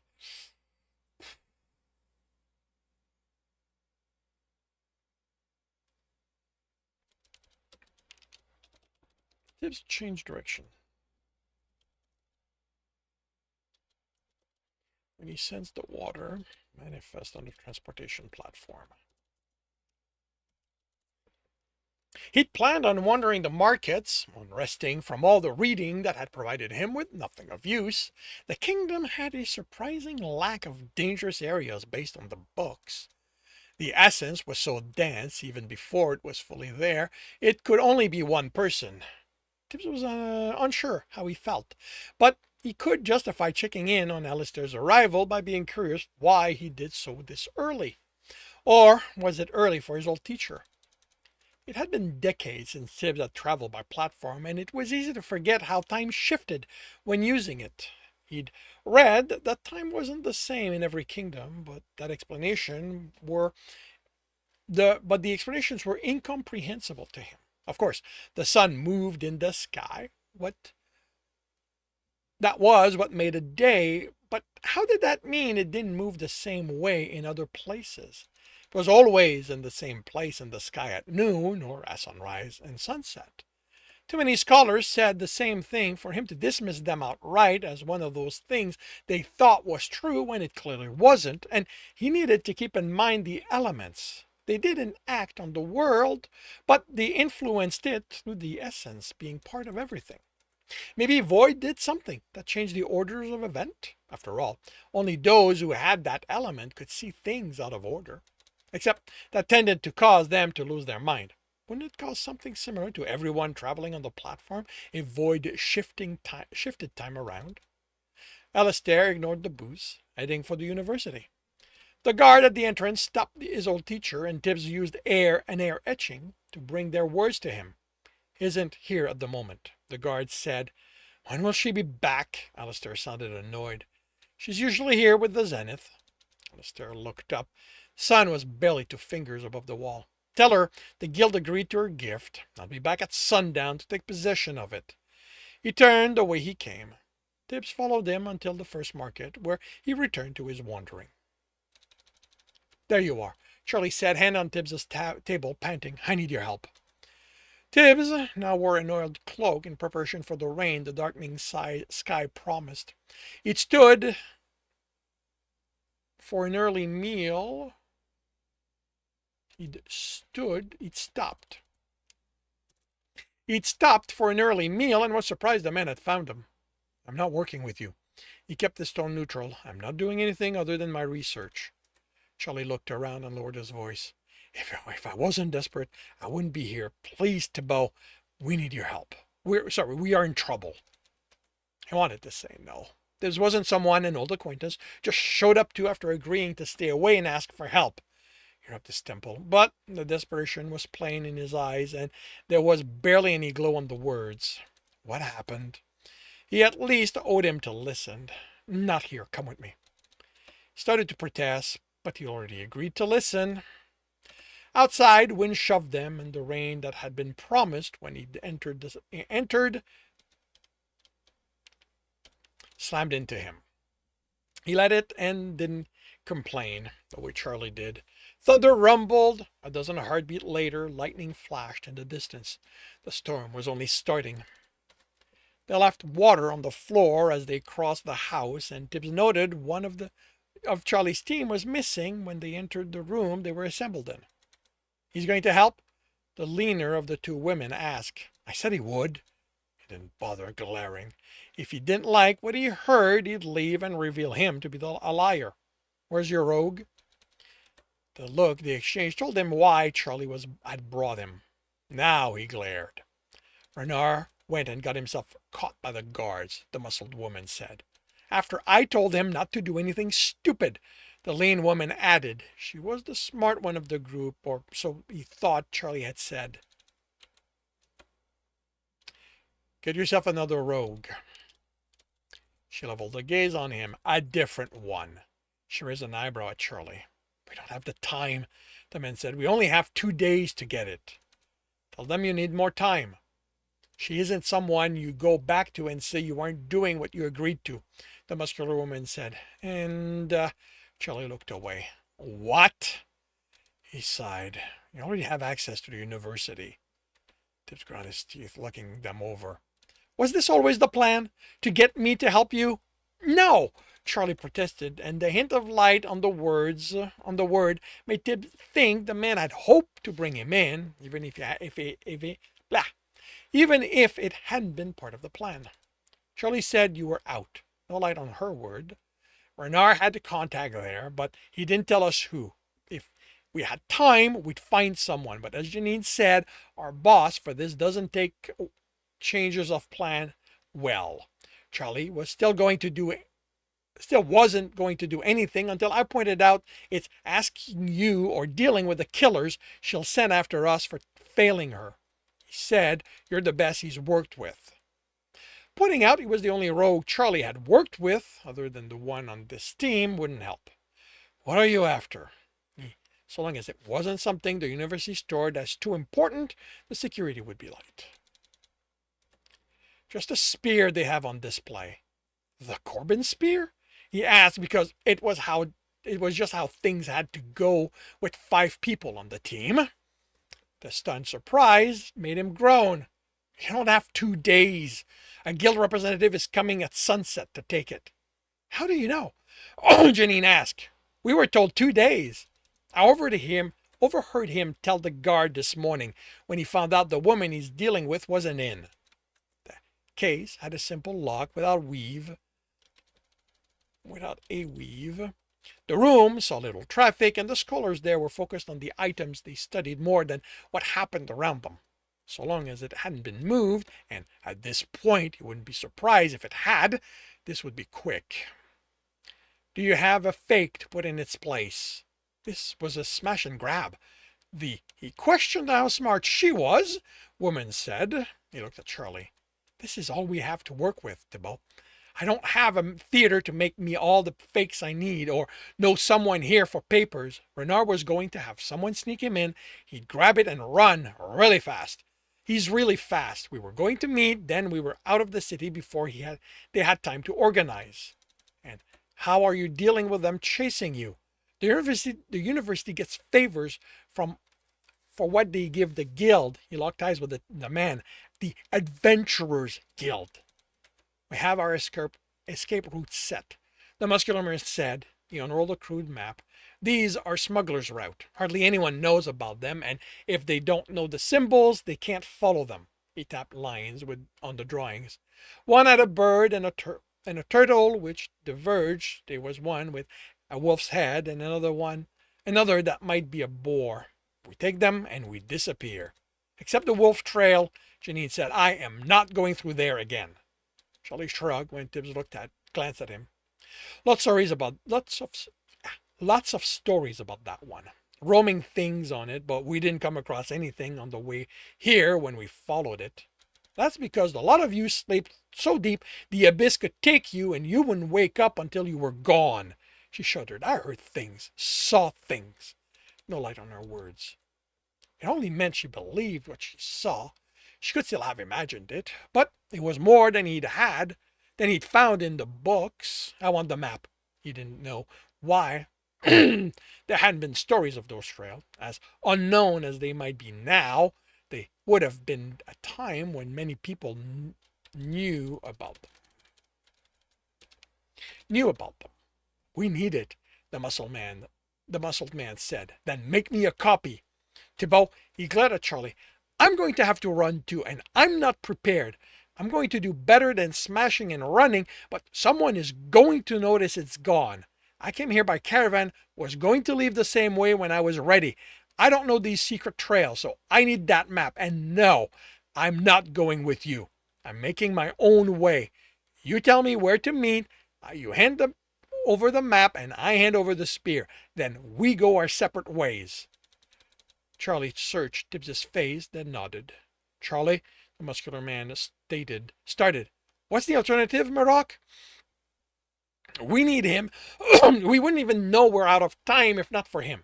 We have however long it takes, Thibault, to get it, to find someone who can make us a decent copy. You work that one out. You work that out, Tibbs said as he could see protest forming. Where do I meet you? Charlie told him of the house, where and the marks.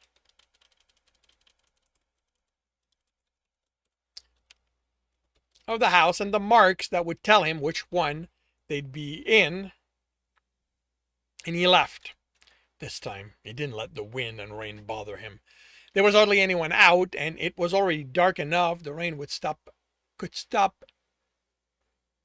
It was already dark enough the rain could stop, and still no one would see him.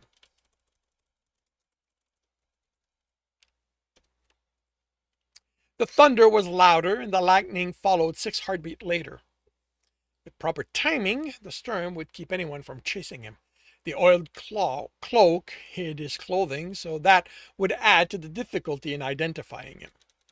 He let the rain pummel him once he passed the last intersection before the university. He shouldered the door open over the guard's protest. He counted on her not being allowed to leave her post, even with this rain, and an understanding no one wanted to stay in that storm to avoid pursuit. He sped the water dripping off him so that when he entered the display room he was dry. It was deserted, with only the forgotten lamps on some tables providing barely enough light for someone to walk through. There were more on the walls and columns, but during the day the sun provided most of it. Most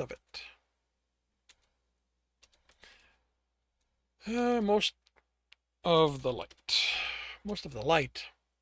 No one was approaching the room when he reached the case. The thunder was muffled by the thick stone, and the flashes of lightning revealed him as he used essence to unlock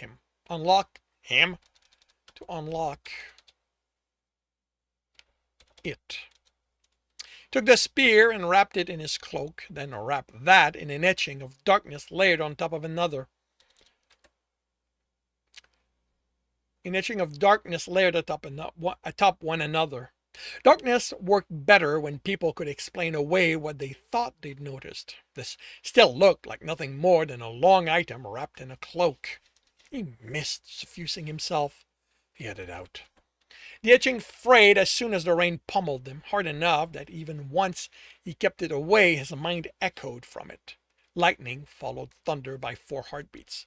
His calculation of how close the storm would come to the city were interrupted by the void and the rain entering his sense with dense water essence at its center. Sunset! He was supposed to come at sunset! Might be dark enough to be the middle of the night, but it couldn't be close to sunset yet. He ran. He detoured far around Alistair. He had no idea what his teacher's range was, but he figured that if he couldn't sense his old teacher, he couldn't sense him either.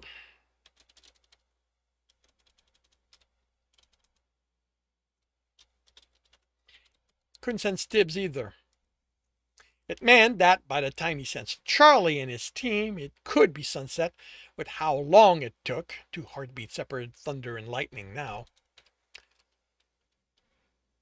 It stretched to 3 by the time he shouldered the door open and slammed it close. He leaned against it, catching his breath and ignoring the swords pointed at him. He rubbed his temples, still feeling like the rain was pummeling him. He pushed away and placed the spear on the table. Where's the map? Marog placed it down. And Tibbs unrolled it. It was the one they'd showed him. We have our copy. The man tapped the leather tube resting against the table before opening it and putting the spear in. Before opening and putting the spear in it, he sensed more papers. How to identify the trails? They're going to have to search in the underbrush for the first one, Charlie said. It's a stone marker planted in the ground, and it'll have the trail symbol on it, pointing in the next one's direction. They're roughly 300 paces apart. Asking Janine where she'd heard the sound would make his search faster, but that would tell Charlie which route he'd take. He rolled the map. He froze. How had he missed this until now? He looked at the door, the void in the rain, with the denser water essence at its center moving toward the house. Did Alistair have a way to mask himself? Every element could recreate the effect of the others with the correct use of Arcanus had been one of his old teacher's lesson. You need to run. Far enough, they had time. What's going on? Janine stood, drawing her sword. They found us. You have to leave now. How? Marog slung the leather tube over his shoulder. Were you followed? Must have. Better that than they realize the truth. Get out, lose yourself in the storm.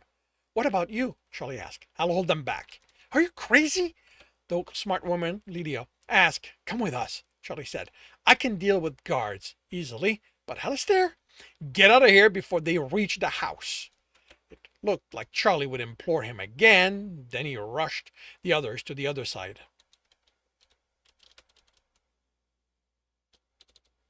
He wanted to follow, run away from Alistair. He doubted he'd fare well against his old teacher, but he had to keep him busy long enough for the others to escape. He rolled the map and secured it inside his clothing. He should have known this would turn bad. He readied himself. The team had been 5 people. He ran out the door and toward Alistair. And that concludes chapter 91 of Stepping Wild. If you are enjoying this, please leave a like. If you want to know when the next chapter will be up, subscribe and hit the bell. If you want to read this story, it is available for free on Royal Road. If you want to read ahead of that, then support me in the process. We're about 20 chapters ahead. That is on Ream Story. And if you are looking to listen to these live, it's every Tuesday morning, 8 a.m. Eastern Time on Twitch and YouTube. Links are in the notes. And with that, I shall wish you a good day. Hey, Cypher! welcome to the stream. How are you doing today?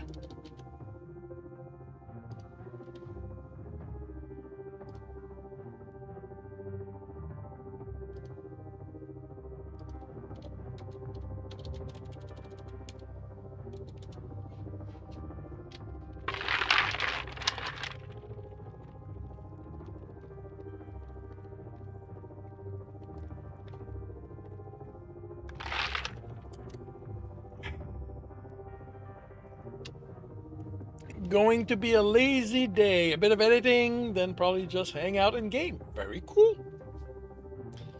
Am I done for the day? Oh, no. No. I'm starting. I'm doing read and corrects this morning. And this afternoon, I will be writing a chapter of The Tourist.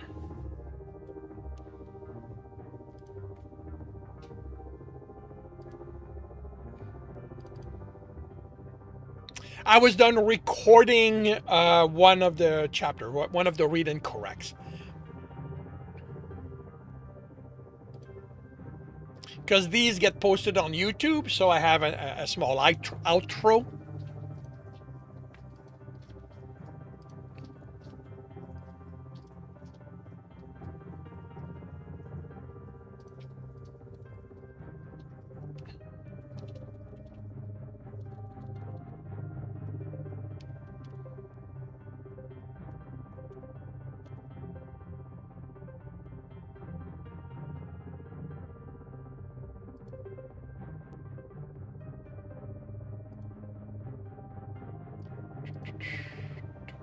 Becomes 14.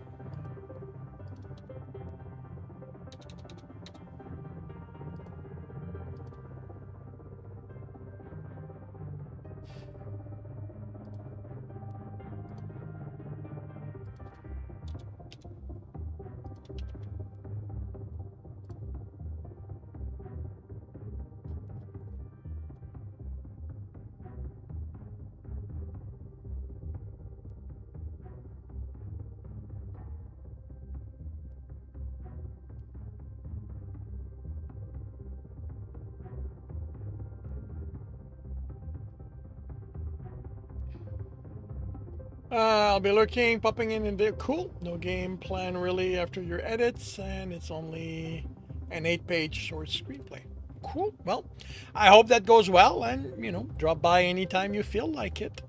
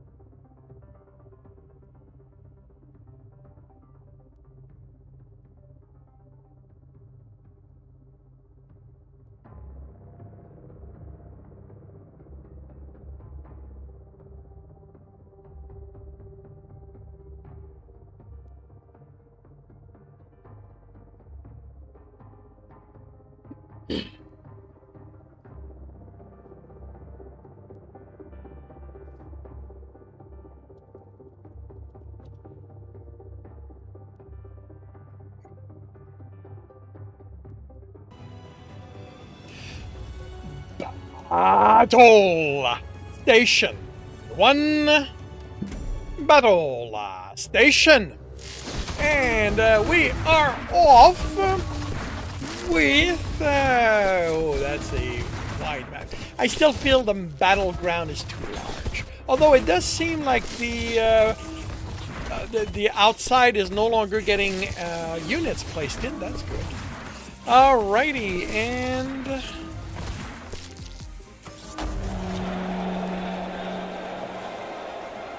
that's interesting.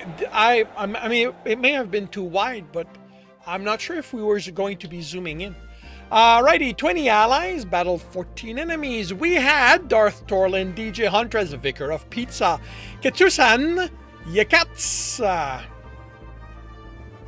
And thank you for the assist. Alrighty, moving on to the next battle.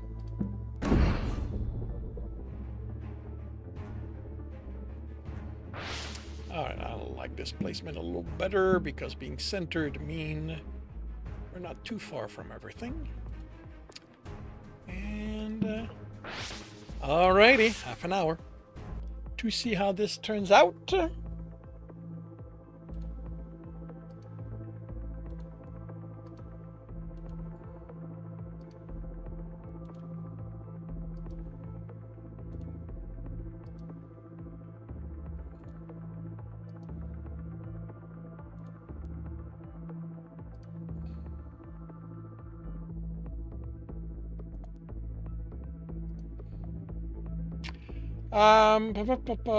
Zones are staying in the playable area. Yep, I noticed. Cool.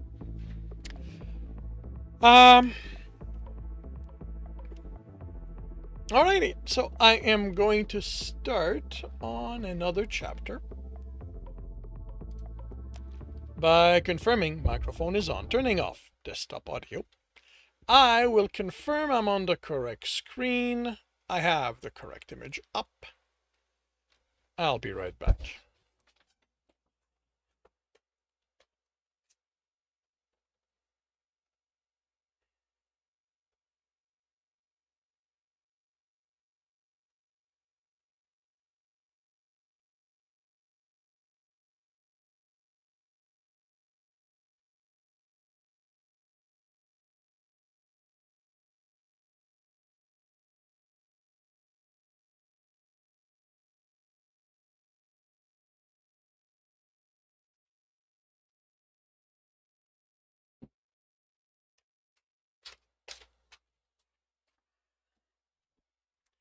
Alrighty, I am on the right image, got the right screen up. I am starting the recording and I'll see you all on the other side.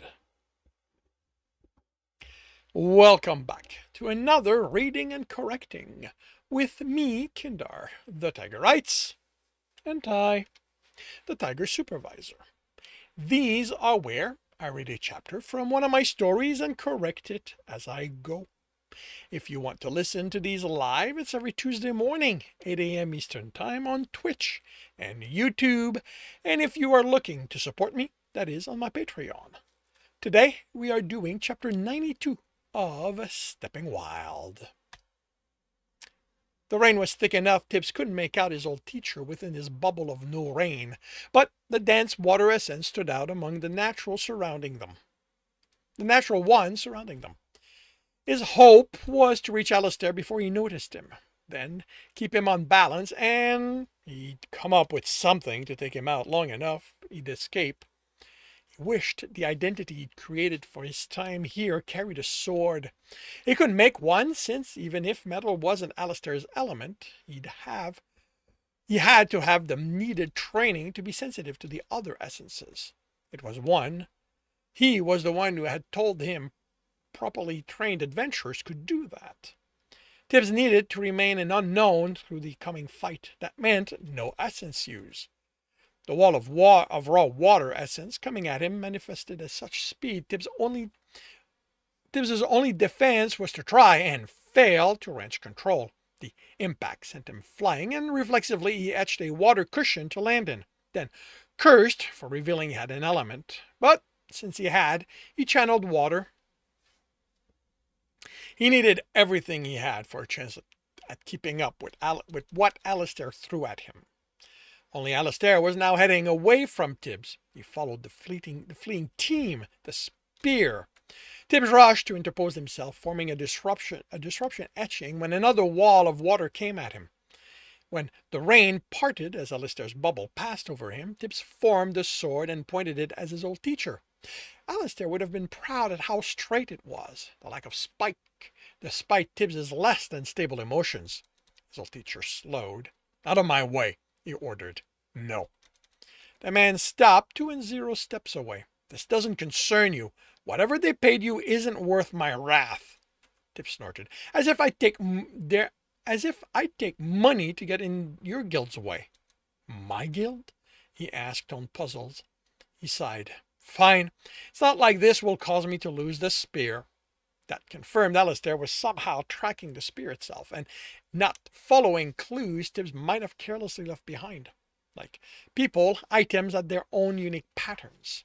How little did someone with as much experience as his old teacher have? What? Okay.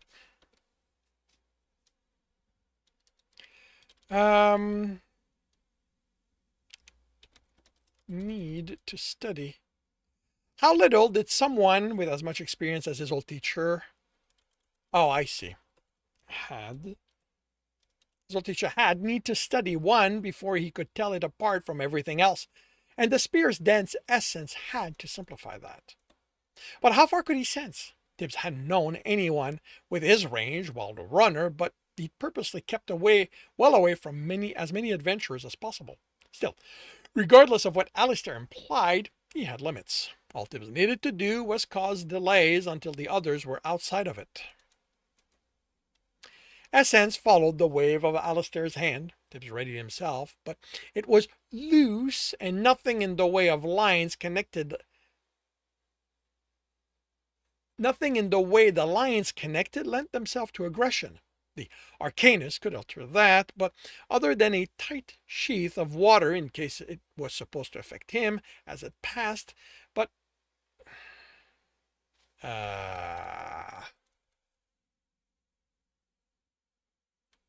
other than a tight sheath of water in case it was supposed to affect him.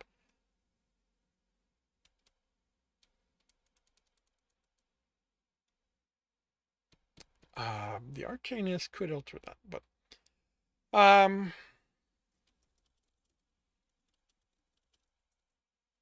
all he made was a tight sheet of water in case it was supposed to affect him as it passed. It left him untouched.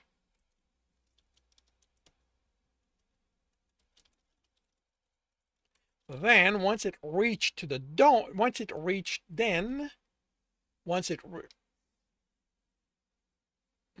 it latched onto the rain beyond it and expanded. Tibbs wished he had more time to study the etching. Nothing he'd come up with was this effective. Willing the rain away from him was still the best method for him to keep it away. To keep it off. Could his old teacher know what their surroundings were like now that the rain no longer fell on them on the closest building? In the dark, Tibbs had the essence holding the water back altered. Arcanus interacting, shifting about. A faint glow rippled through the dome, and a blue light, like that of early morning, illuminated them.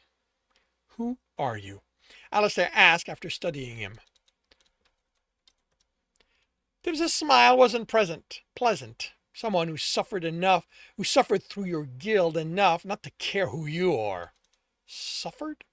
Alistair looked him over again. "We took you in when the alternative was your death. We trained you, taught you strength, and you repay that by helping thieves run off with one of our precious artifacts?" Tibbs momentarily worried. Alistair worked out who he was, but as a thief, Tibbs hadn't been heading for death, just the loss of a hand. "Aren't you forgetting every gold your guild charges for that? Hold over us, how they're used to indenture us? And you hope to free yourself by taking criminals' money?" Tibbs smirked. "Just following the example your guild gave me." A stunned silence at Tibbs, wondering if Alistair could be so naive as to not know the guild did business with anyone who had the gold, or if he simply refused to notice it. Then, once I have taught you the folly of walking away from the training you could receive and making those criminals pay, I will bring you back. Tibbs smiled. Maybe I'll teach you what comes from not letting your guild restrict what I learned. Alistair's sword was simply there. Tibbs hadn't sensed it happening. The man took 2 steps, and in between them, it was in his hand, slashing. Even if Tibbs was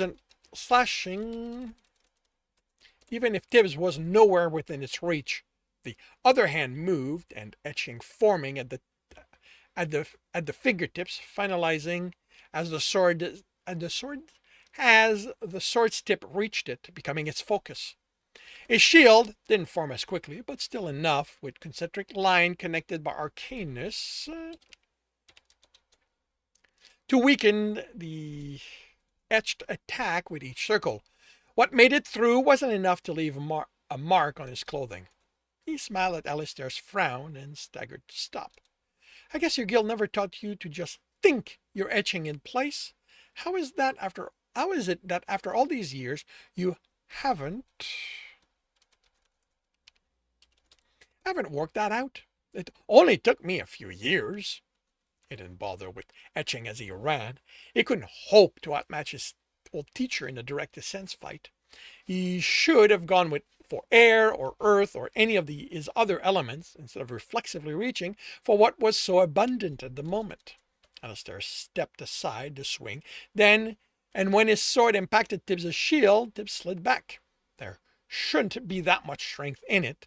Water wasn't about strength, except that anything an element could do could be recreated in some fashion by another. Earth had strength, therefore water could be made to have that too. Tibbs parried the attack, then stepped away. You're a better fighter than I expected. Was he underestimating what water could do because he had so many elements?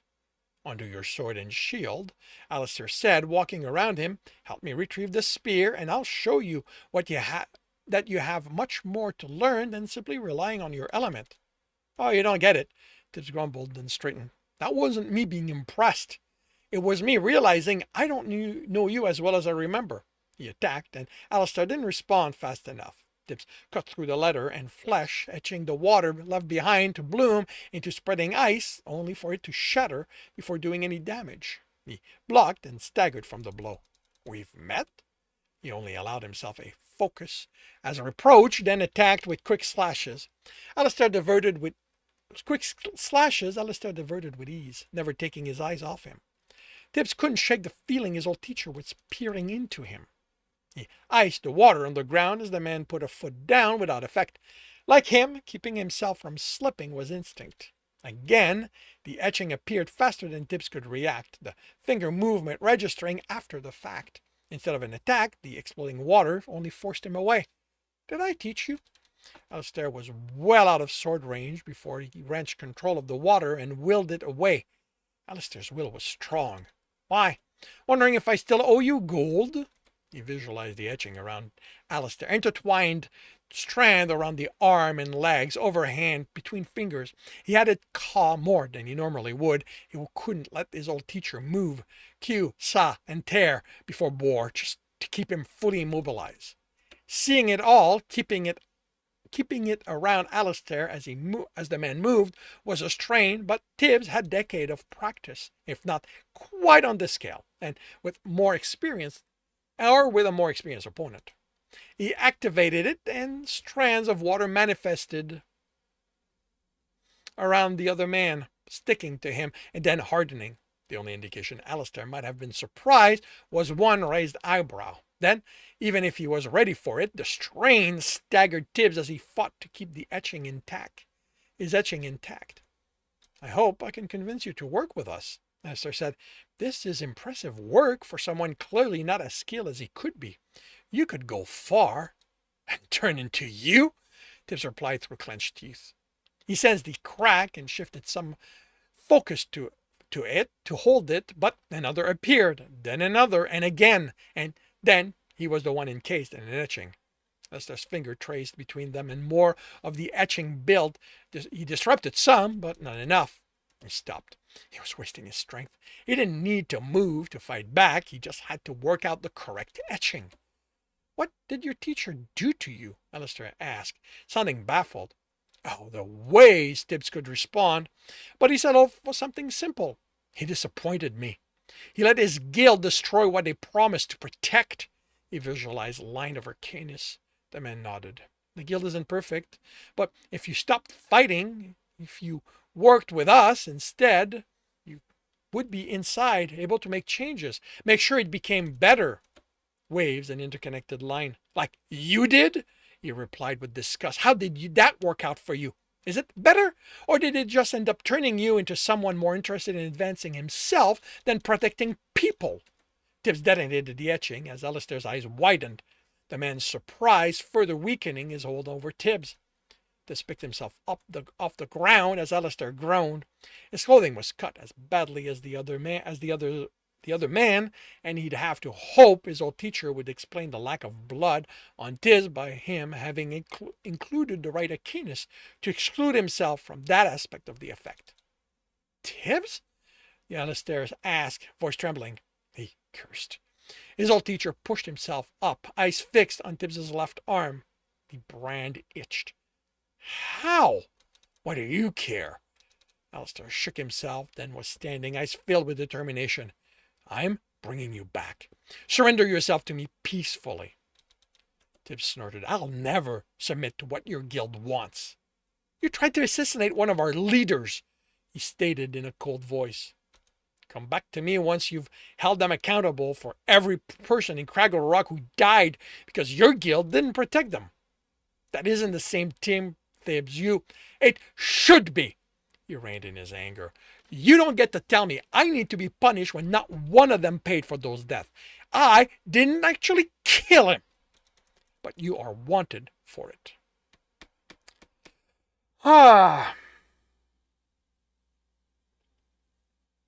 Yeah, I don't think I've got... Part of me wanted to reduce how important Tibbs was to the guild. And I don't know how to do that, but I have a way around it. Not that I can explain it. But yeah, I have a way I have a reason to leave things as is. But you are wanted for it. I will bring you in, Tibbs. The sword dissolved, and Alistair pulled 2 knives and traced. Tibbs barely got a sense of the Arcanus that were part of the attacks. They were so fast. A lot of Ka, so to restrain him, Par, along with Q. Of course, his own etching weren't fast enough to block or deflect them all, but hit him, weighed him down, eventually pulling him to a knee. It didn't bother him until he noticed it was more difficult to focus. Alistair wasn't restraining his body alone, he was attempting to restrain his mind. Tibbs felt cold in a way he couldn't remember feeling. Alistair would capture him. Tibbs would be back within the guild, and they would punish him for escaping. He glared at the man. No, not ever. Let his old teacher sense this. Let him puzzle over how he'd done it. Part of him hoped Alistair survived, but not being captured was more important. He filled the space between them with water essence, and Alistair took a step back, knife at the ready to etch. Tibbs didn't shape it, simply kept adding to it. He'd done this by accident a long time ago, the first time. He'd done it again, trying to understand what had happened. He never had, but the result were always the same. Destructively the same. He channeled fire while still pushing essence out. Alistair's eyes grew wide before anything happened, and Tibbs sensed something wrong with his deep reserve. It didn't change. It didn't change from the blue of water to the red-orange of fire, both mixed, and the explosion sent Tibbs through a wall, filling him with pain before he thought of purity. He was channeling fever, pushing it through his body, repairing it. His reserve was the single color of fever, that kept red, that deep red with hints of brown with it. within. He forced himself to his feet instead of thinking about what had happened. He staggered toward Alistair, still form, and sent the purity etching into the unconscious man when he noticed how much life essence he was losing. He might be making a mistake, but he didn't care. Alistair's reaction told him that, as always, his deep reserve had been reflected in his eyes. He hadn't imagined the two elements there. His old teacher would tell the guild, if he lived. The smart thing to do, considering they were already hunting him, was to you know what? The smart thing to do was to remove the etching. Let the essence leak out. But for as angry as he was at the times, his old teacher, for angry as he was at times, with his old teacher, Alistair didn't deserve to die.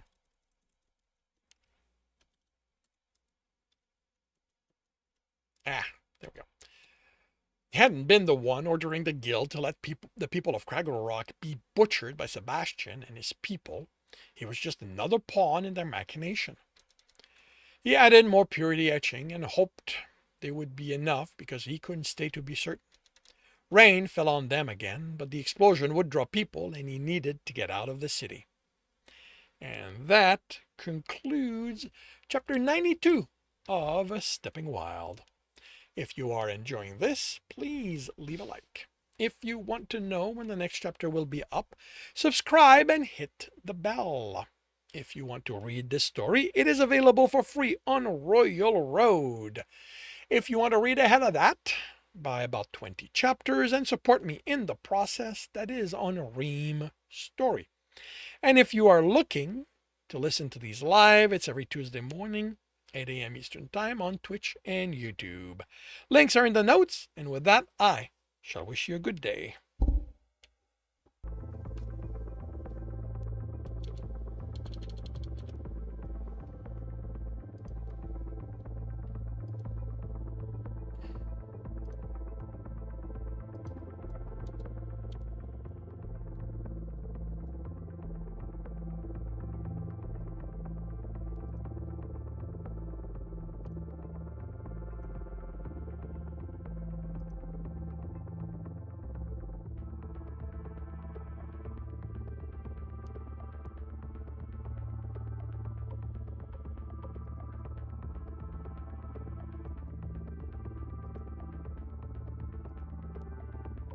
Okay, something's off here. I know I'd written down.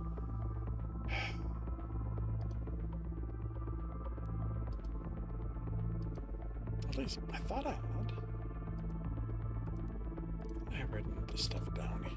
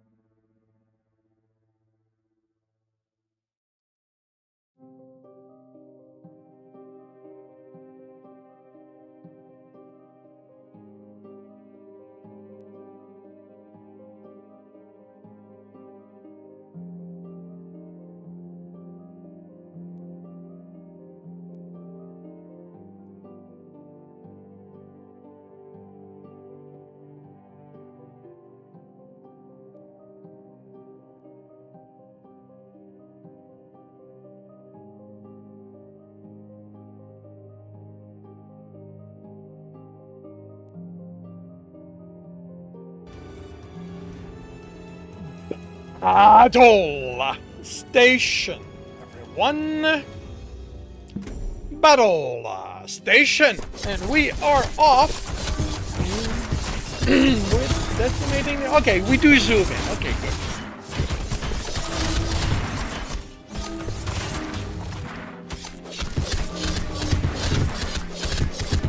Oh, I think okay.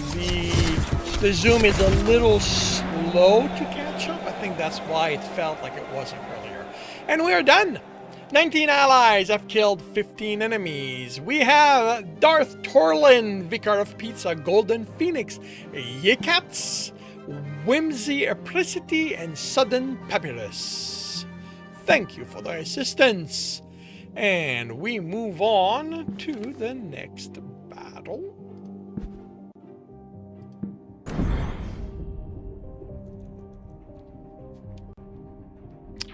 And let's see.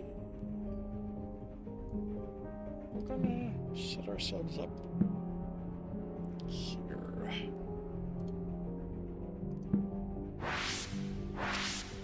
And half an hour to see how this will turn out.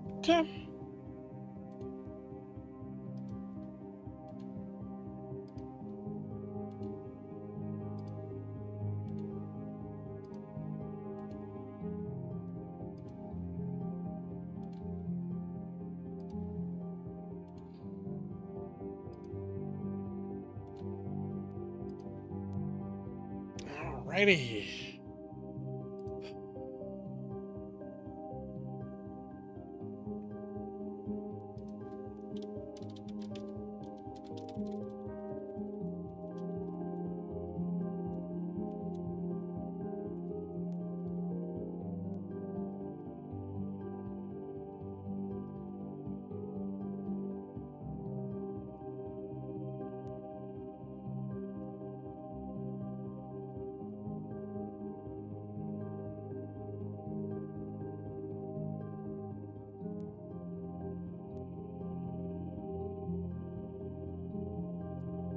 Alrighty, let's start on this morning's last chapter by confirming the microphone is on, turning off desktop audio, confirming I'm on the correct screen, I have the correct image up, starting the recording, and I will see you all on the other side. Welcome back to another reading and correcting with me, Kindar, the Tiger Writes, and I, the Tiger Supervisor. These are where I read a chapter from one of my stories and correct it as I go. If you want to listen to these live, it's every Tuesday morning, 8 a.m. Eastern Time on Twitch and YouTube. And if you are looking to support me, that is on my Patreon. Today, we are doing chapter 93 of Stepping Wild. Tibbs didn't bother with the gate. Up the city wall, nearly running into a guard there, and in the air on the other side before they could react. Their hooded lantern, barely piercing the heavy rain, caused darkness. He used the same to control his fall, then continued running. A few hours later, the storm had become light rain, and the darkness was that of the night. By the morning, there was no more rain, and Tibbs set out to find the smuggler's trail. The map had the Wolf's Head Trail, more Sunrise Ward than the deer, with a few landmarks to guide him. Even with them, he didn't know how anyone without an element would have found it. It took him 3 days of wandering the area until he sensed the worked stone under so much dead leaves. Stepping on top of it didn't reveal its existence. He oriented himself and brought in his sense. He gained enough definition to make out the next one when he brought it in by half, and headed to it. Headed in that direction.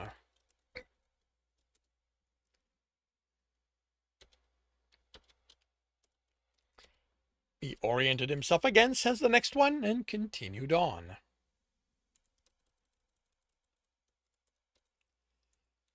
It used focusing on finding the first marker to avoid thinking about what had happened to end his fight with Alistair, but Now, as he made camp well away from the trail, he needed to figure it out. He channeled water, and his core reserve turned its sharp blue. He pulled and pushed the essence around him, and it moved as he willed it, as it always did. He let go and channeled fire. Fire in his core reserve became its orange-red. The essence of the campfire also moved as he willed it. Not letting it go as he channeled water proved harder than he expected. It had seemed effortless when it happened during the fight to cause the explosion. Now he kept letting go of one before channeling the other. For so long he had to let go of an element before channeling the next one that it had become reflex. When he finally managed it, the explosion he readied himself for didn't happen. The essence didn't escape or leak out of him. Other than the two colors moving within its core reserve, they behaved as they should. He released each in one hand, and nothing unusual happened, other than he now willed two elements to move. Even when he brought them together, the expected explosion didn't happen. The essence floated together without mixing. How had the explosion happened then? Why weren't they igniting? What had he done differently? That was simple. He'd been releasing the essence when he transitioned from one element to the other. That was also hard to cause, and by the time he managed it, he'd forgotten to prepare himself, and the explosion sent him through enough trees. Getting the fever essence together to heal himself proved a challenge in itself. The clearing he created with the little essence he'd used was a dozen paces across. So, how could he do this? Nothing had changed before the fight against Alistair or during. His old teacher had reacted before the explosion, so Tibbs made a mirror from water and watched his blue eyes as he channeled fire as well. Blue and orange moved within his irises. That was bad. Alistair couldn't dismiss this as a trick of the light. He'd tell the guild and they would search for him even harder. He'd also tell them he'd beaten the brand, so Tibbs wouldn't be able to rely on being dismissed as an ordinary runner if he tried to join the guild, a guild-controlled dungeon. His only advantage was that Alistair didn't know he could let go of the element entirely and appear to be one of the normal folks. But that didn't explain how it had happened. Nothing like it ever happened, so there wouldn't be books to explain. No, something similar had happened before, to him. He discovered he could channel his element in the middle of a fight. Jekyll had noticed before Tibbs' eyes had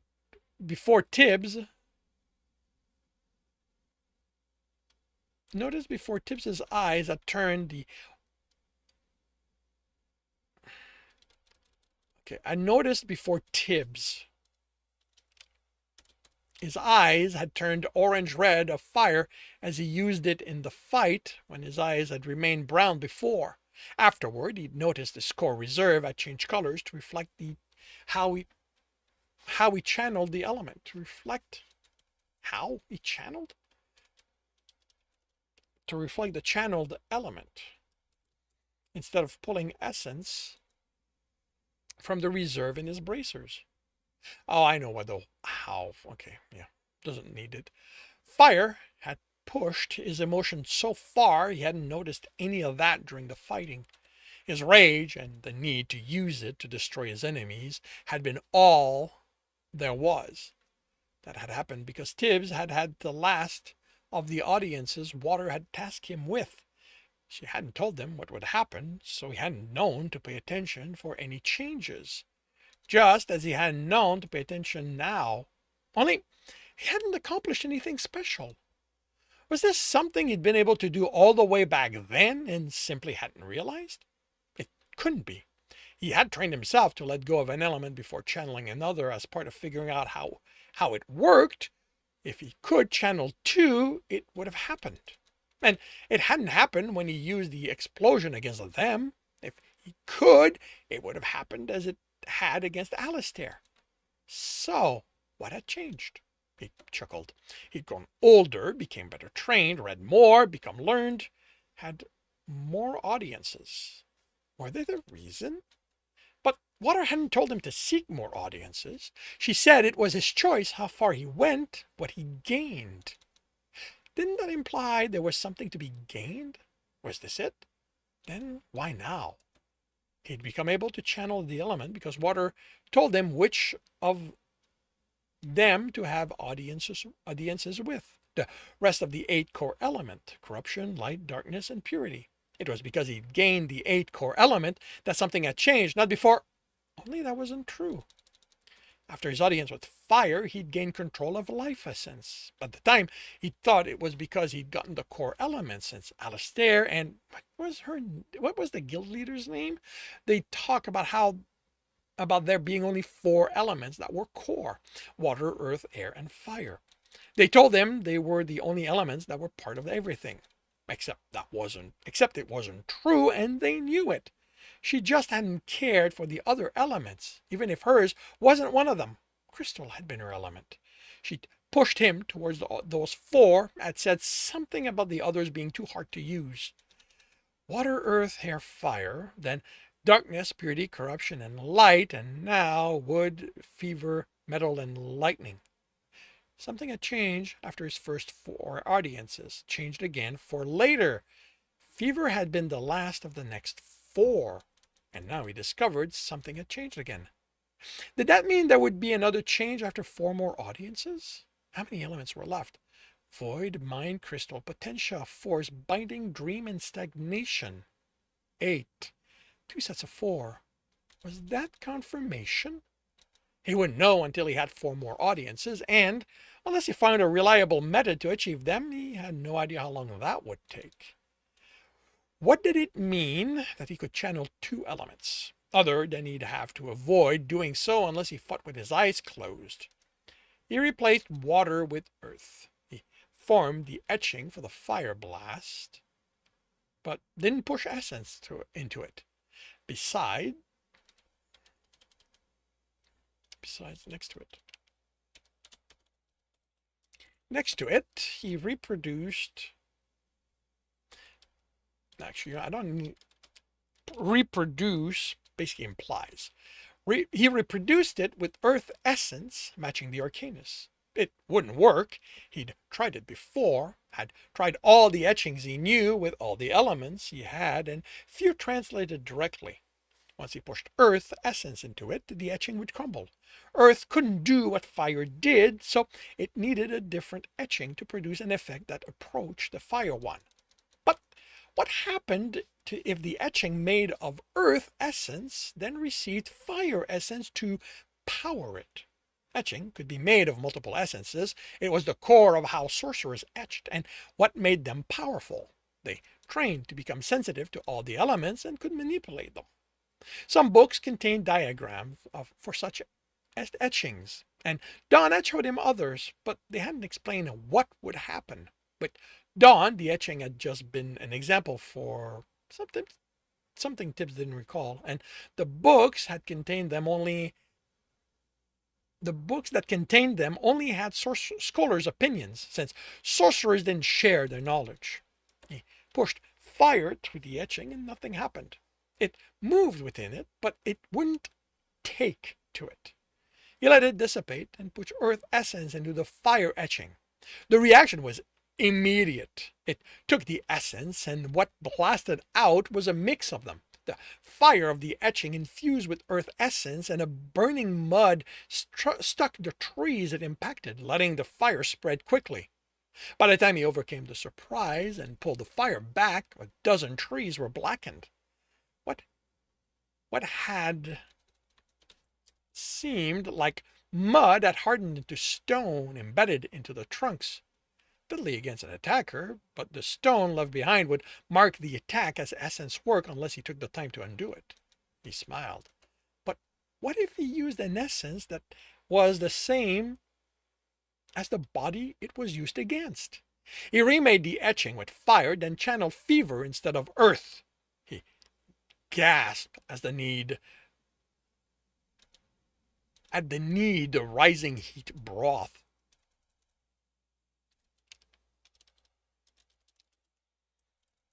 He pulled at the confining clothing, burning them when they resisted, without care for the pain he felt, feeling anything, everything was food?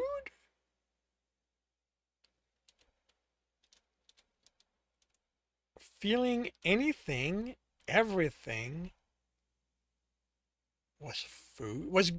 Good. Was good. Was needed. Was strong. Was needed. When all he wore his bracers, he screamed with joy, anger, want, pleasure. It wasn't enough. He needed more. He cast his sense for fever through the forest. Then he went stalking for more to feel. And that concludes chapter 93 of Stepping Wild. If you are enjoying this, please leave a like. If you want to know when the next chapter will be up, subscribe and hit the bell. If you want to read this story, it is available for free on Royal Road. If you want to read ahead of that by about 20 chapters and support me in the process, that is on Ream Story. And if you are looking to listen to these live, it's every Tuesday morning, 8 a.m. Eastern Time on Twitch and YouTube. Links are in the notes, and with that, I shall wish you a good day.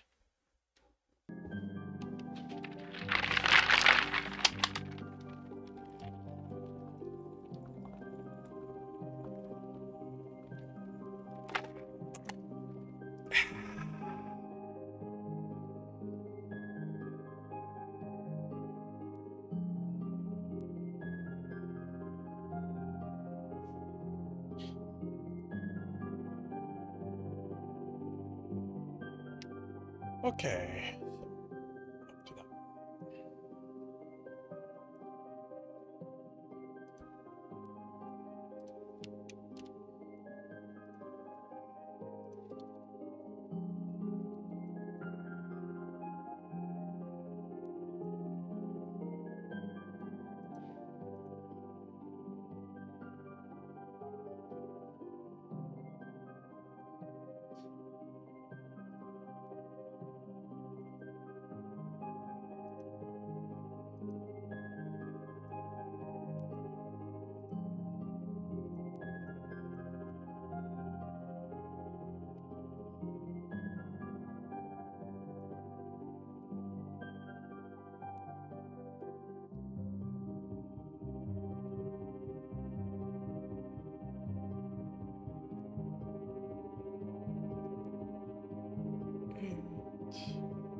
Still up.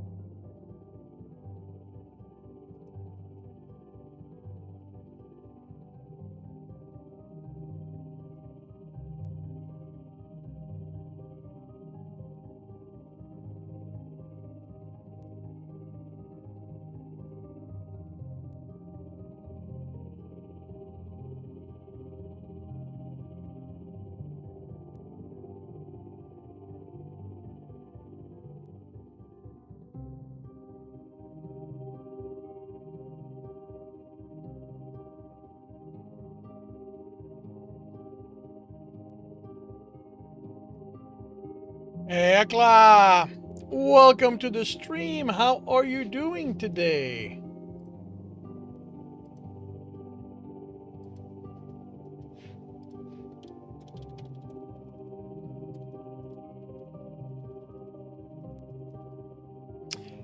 You are fine. I'm glad to hear that. The vacation was really good.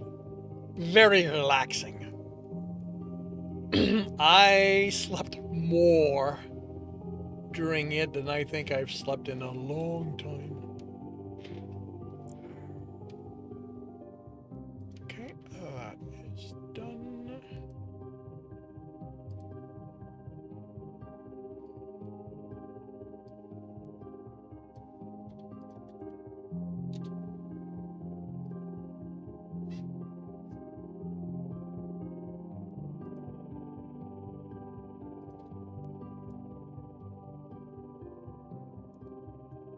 I don't have the ability to sleep in or take naps unless I have someone in bed with me. So this was this was nice.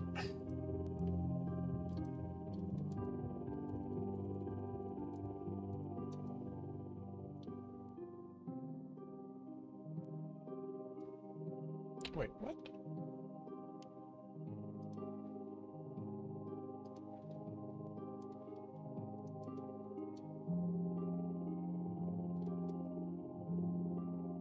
Oh, you've got to be kidding me. Did I delete this? Yeah, I deleted it when I should have. Oh boy.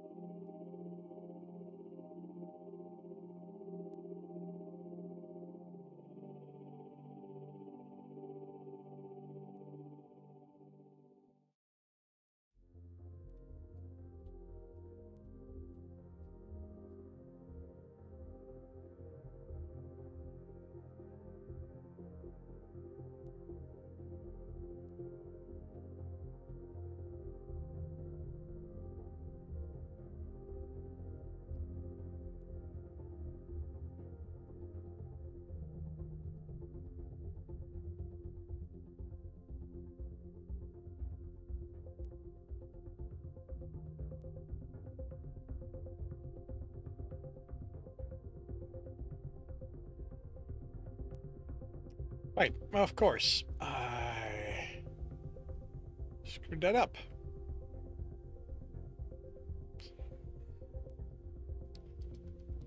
Because I was not paying attention.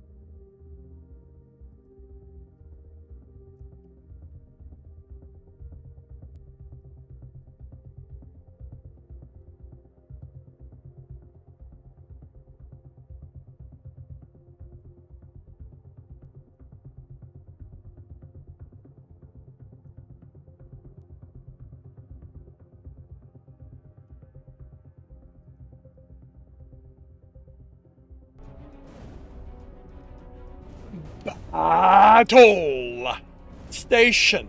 Everyone. Battle Station. Mutton again. Oh, I see. They become translucent. I'm gonna have to read the description, I guess.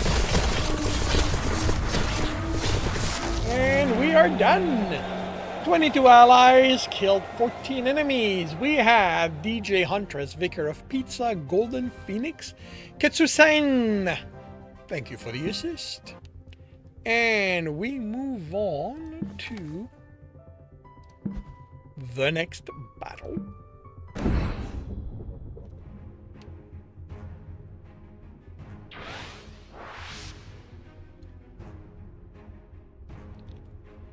Its first attack creates illusory copy. Do full damage but have 1 health. Oh, that's neat. Very neat. Alrighty.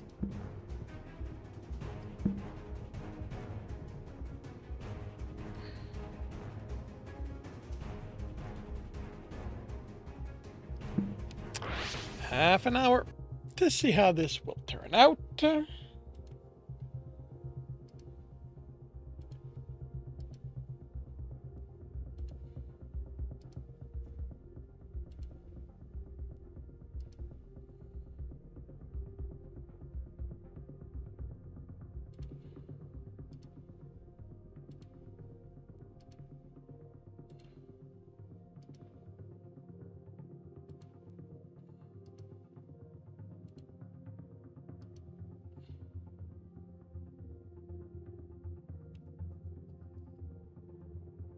You're gonna lurch, Akla. Enjoy your lurch.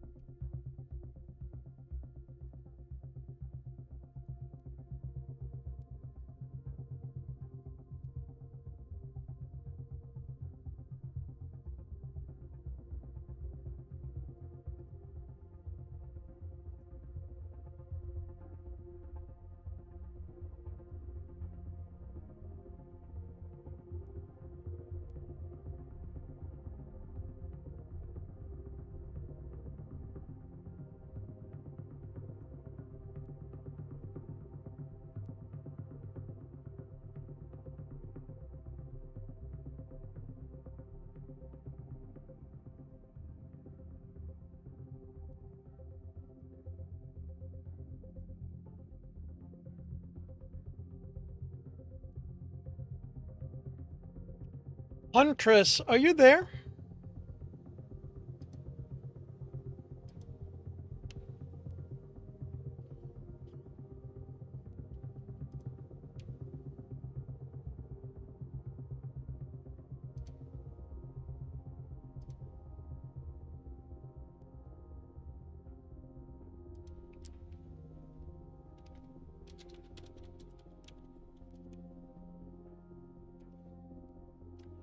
Just a detail I noticed, which may be an unintended consequence of the way this game is currently set up. With the way, with the list of captains and having access to seeing all of them, it's making it very easy to not remain loyal to a specific captain. The way Stream Raider had it set up, we had to pick our captains, and we only had access to them unless we removed one and replaced them. And that engendered a certain level of loyalty to captains, at least with me, with the way my mind works. And I find here that it's very easy to grab all the rewards and then just go randomly with whatever captain's there. I don't know if that is intentional or not, or if you're counting on other elements to build loyalty to captains. Just something I noticed as I was placing my units.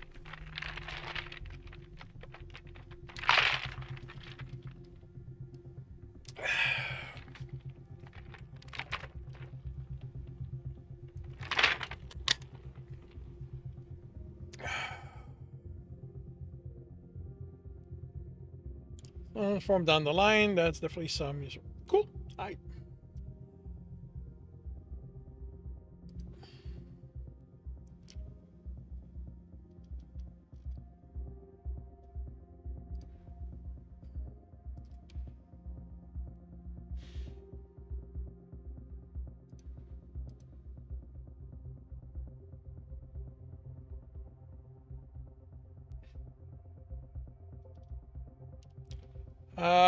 Hey Satoru, one thing you have to say, you love being able to drop several units at a time.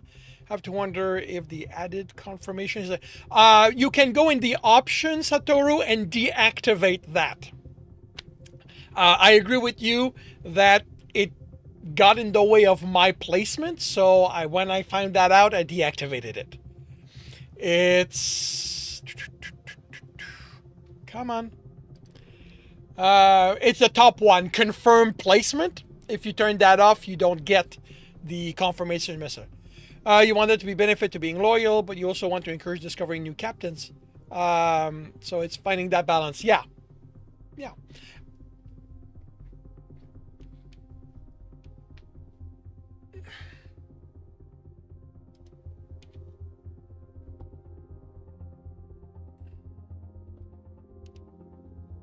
You are welcome.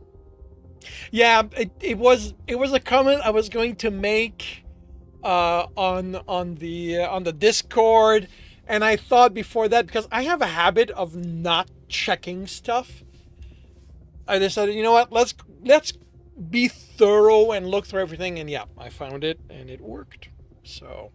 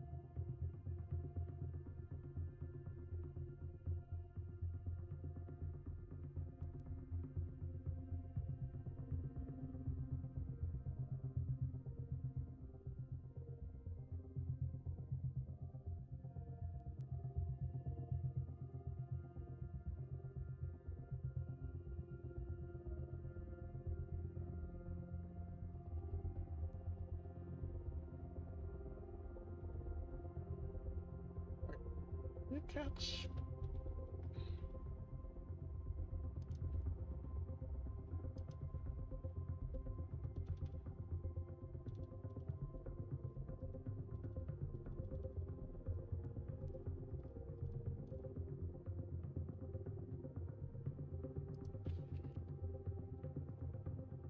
No, they're not. Okay, they don't have a battle at this point.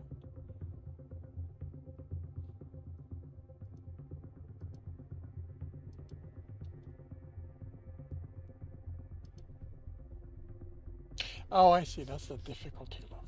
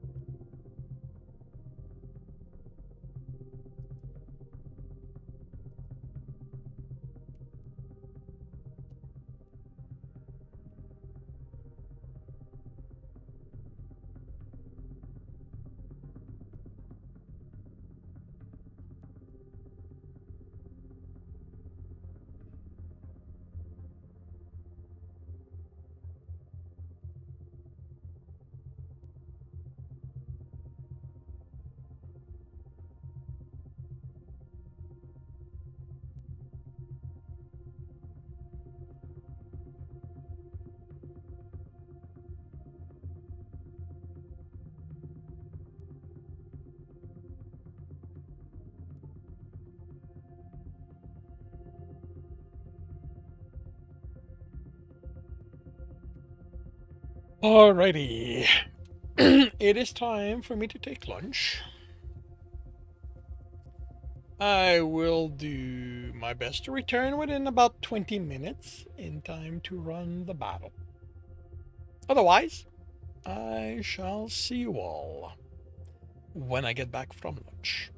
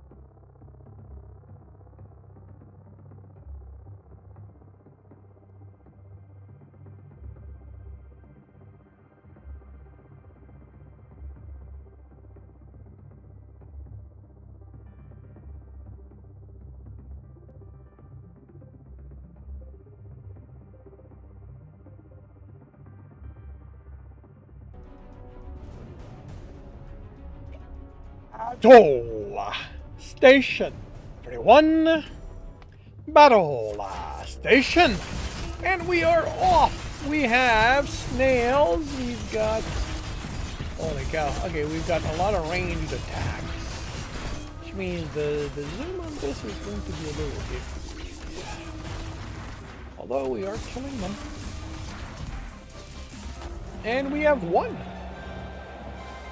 34 allies, destroyed 23 enemies. We had DJ Huntress, Satoru, Vicar of Pizza, Yekats, and Whimsy Apricity. Thank you for the assist. And we move on. Actually, I want to check something. Huh.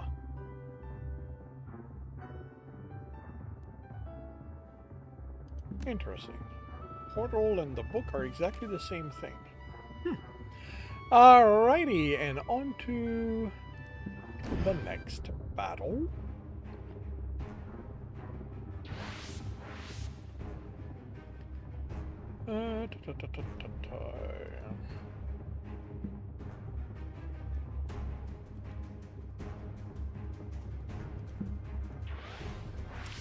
And I will see you all when I get back from lunch.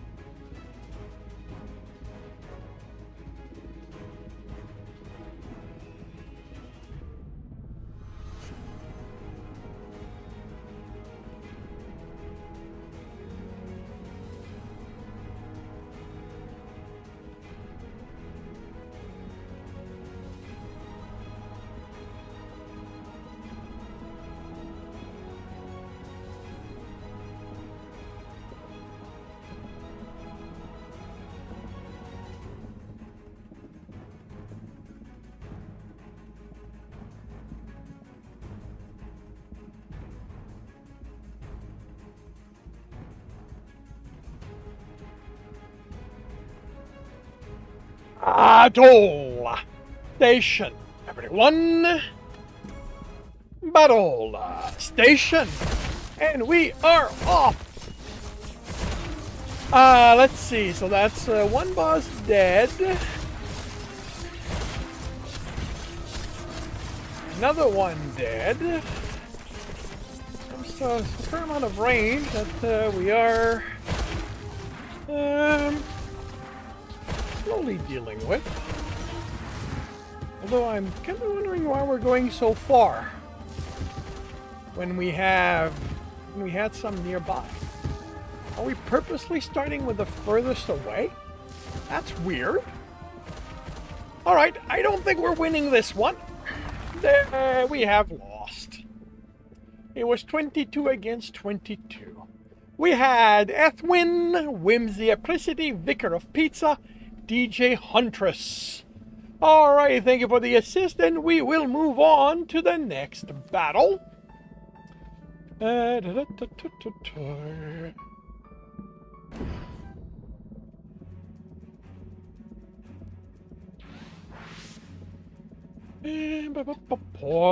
let's place ourselves up here.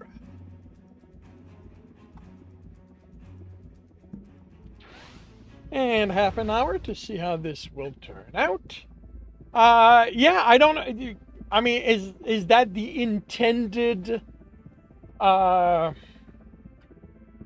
way for the rogues to behave? Like, that are they purposely going after the furthest enemy around?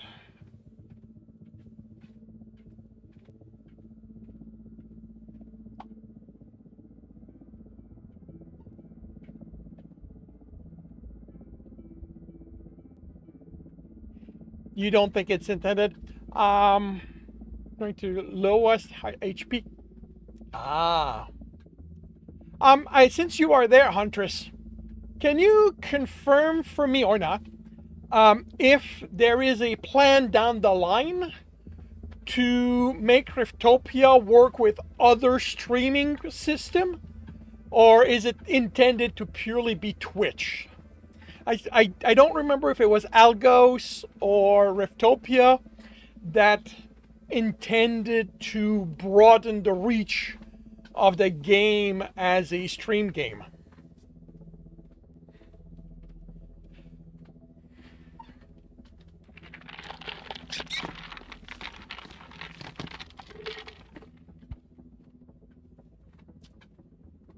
Nonetheless, it goes to make it integrated as many platform as feasible.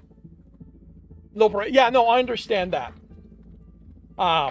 Metal Man was asking about the game, so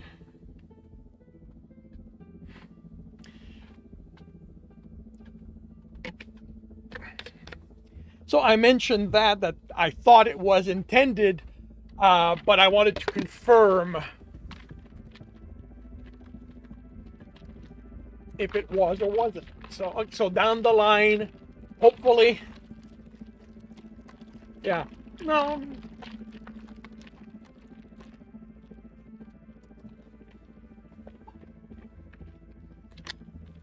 Alrighty.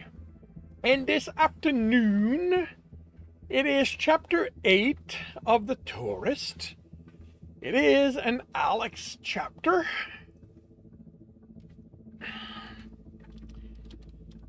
And, alright, let's see.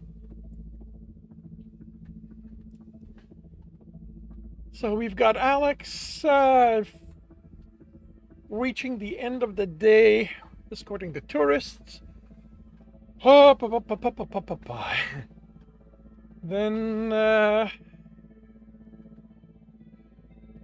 oh, Tristan's not there. Alex heads to the walkers, dragging his husband home. She's trying to negotiate Ralph, okay. And then we will have probably the lead up to the sex scene, which will be next week. Okay. Let's see what I am doing with this.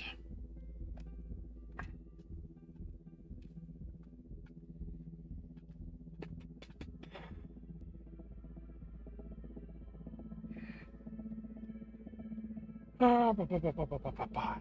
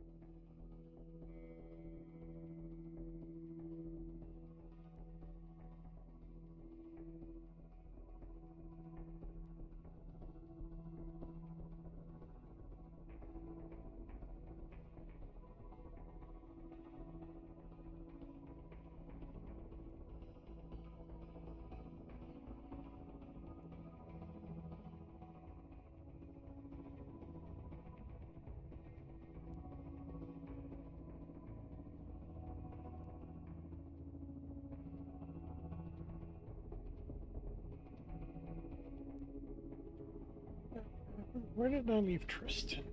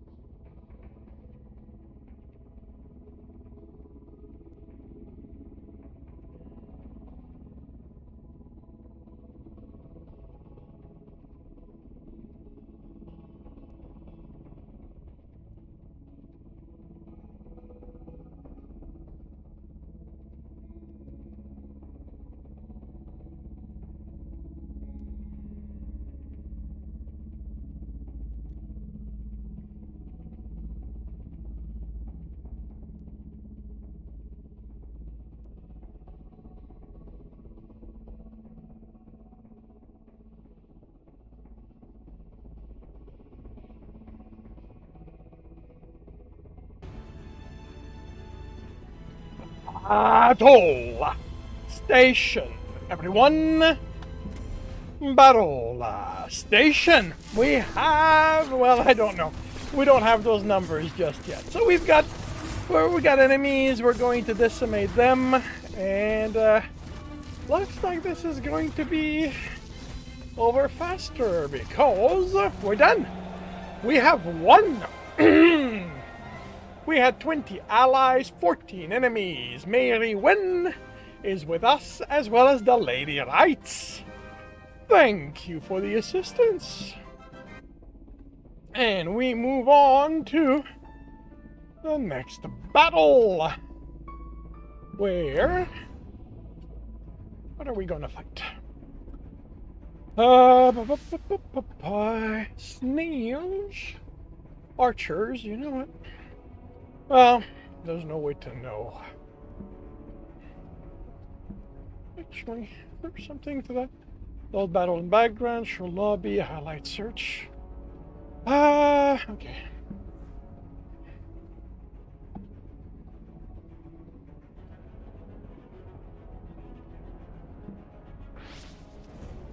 Alrighty. Half an hour to see how this is going to turn out.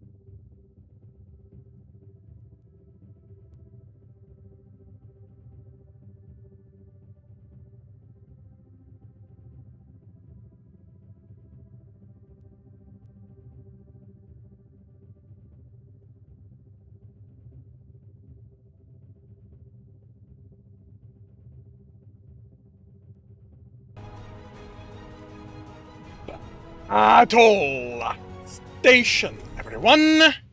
Battle station. And we are off.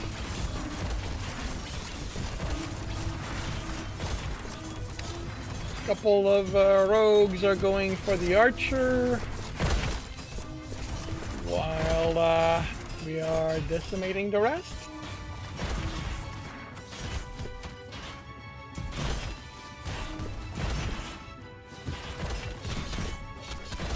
Alrighty, one archer down. Holy cow, that thing's tough. And there we go. Other archer also down. And we have won!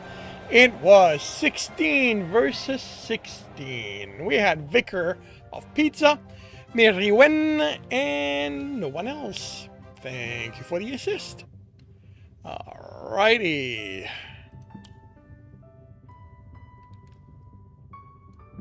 And we move on to the next battle.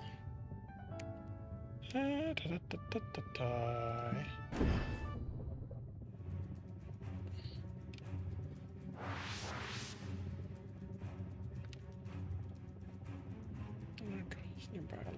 become enraged. Alrighty.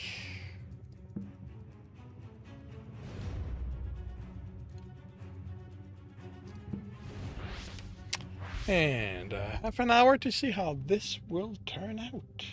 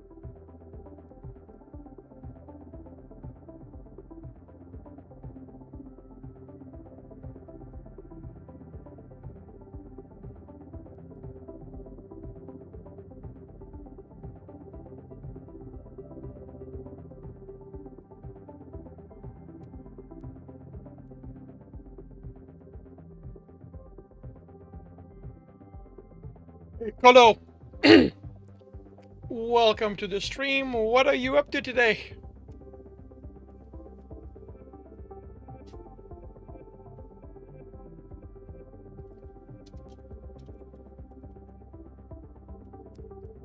Being insane. Enjoy.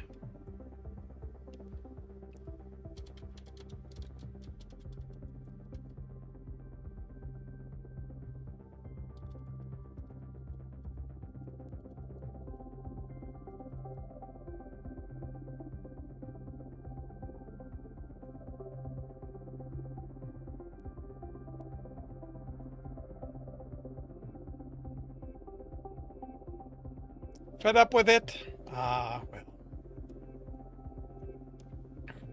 Aren't the doctors supposed to be helping you towards sanity? Maybe if you listen to them, you'll get there quicker and you won't have to deal with being insane anymore.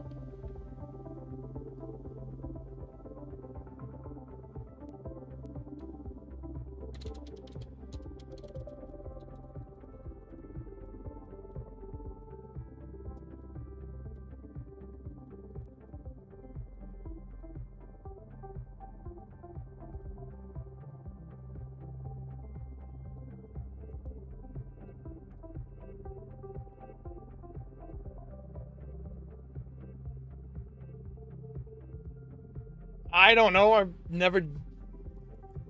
never tried to return to sanity. So that's what I'm told.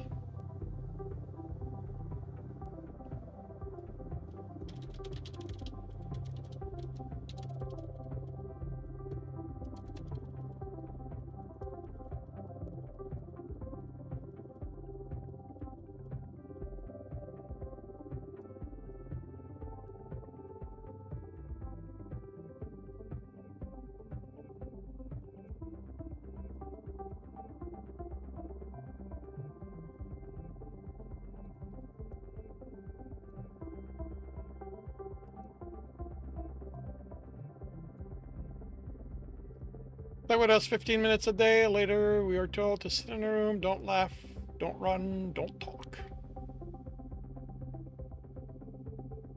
Do you usually laugh? Is that something you have to worry about?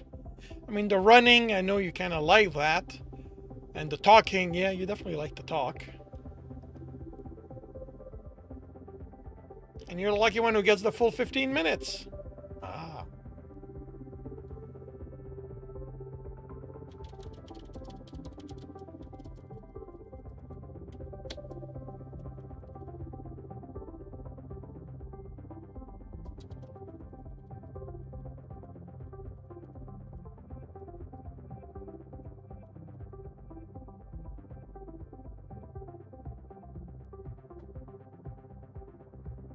And how long are you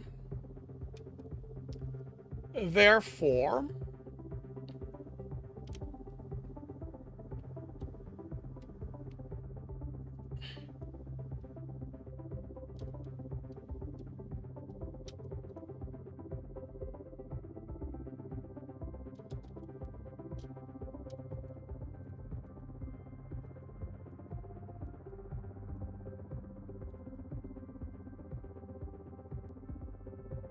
Two more weeks?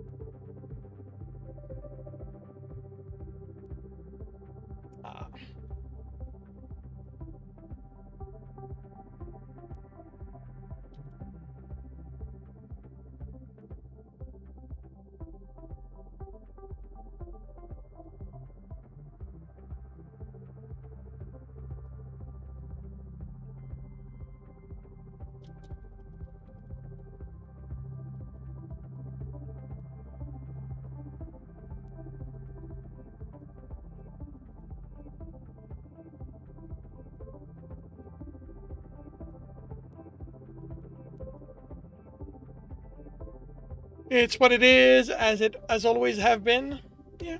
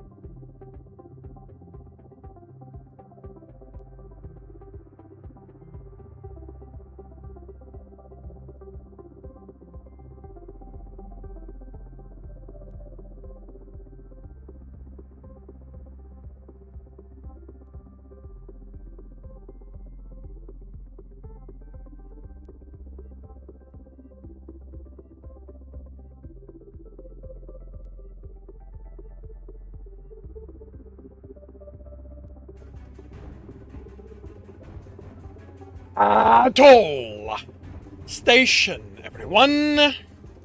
Battle station. And we are going for mutton again.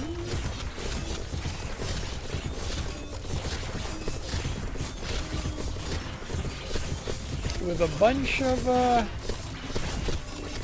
range attacks from duplicates.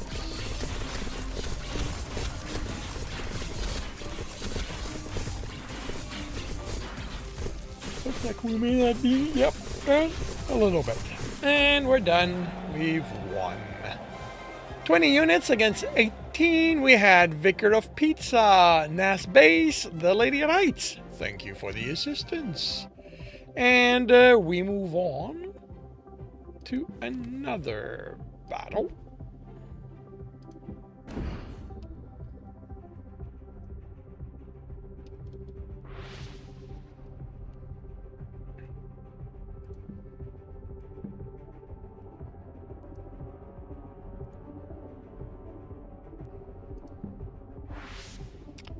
And in half an hour, we will see how this turns out.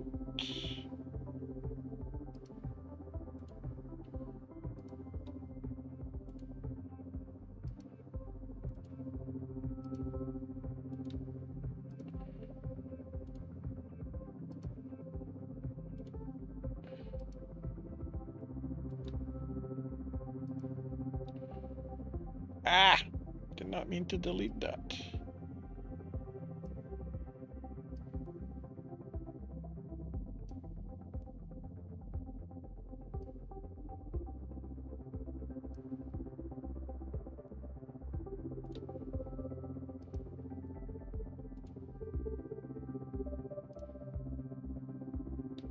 There we go.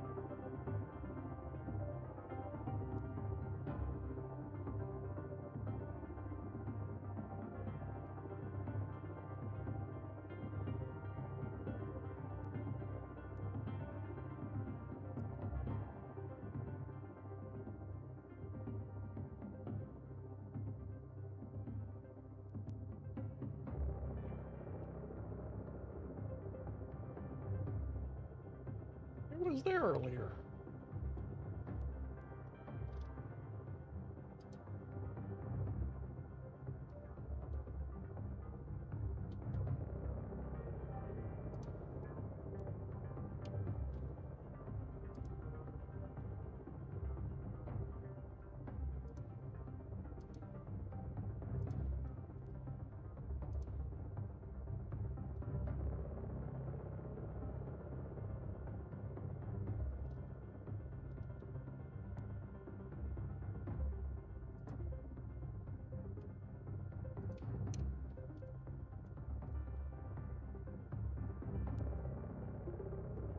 Get disconnected.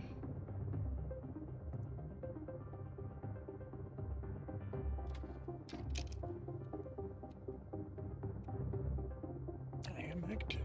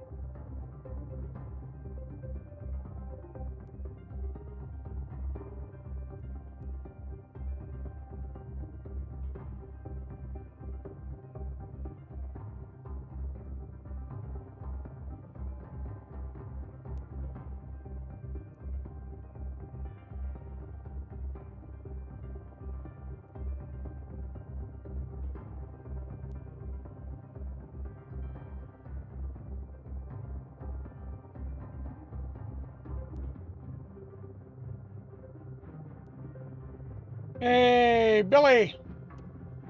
Welcome to the stream. How are you doing today?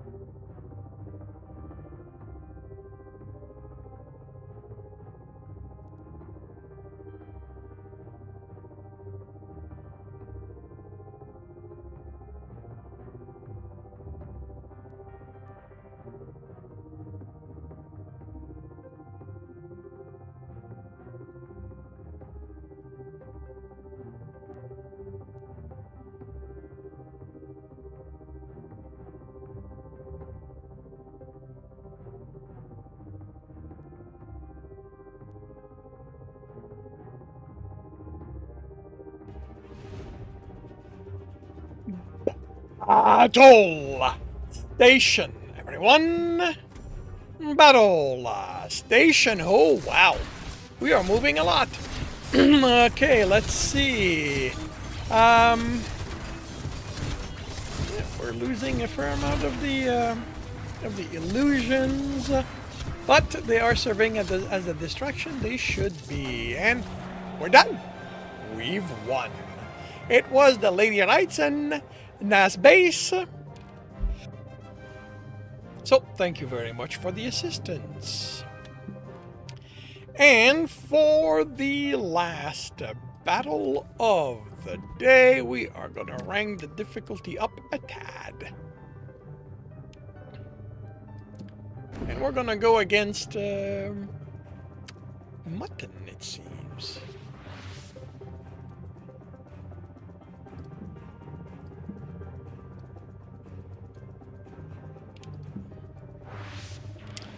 Alrighty, half an hour to see how this will turn out.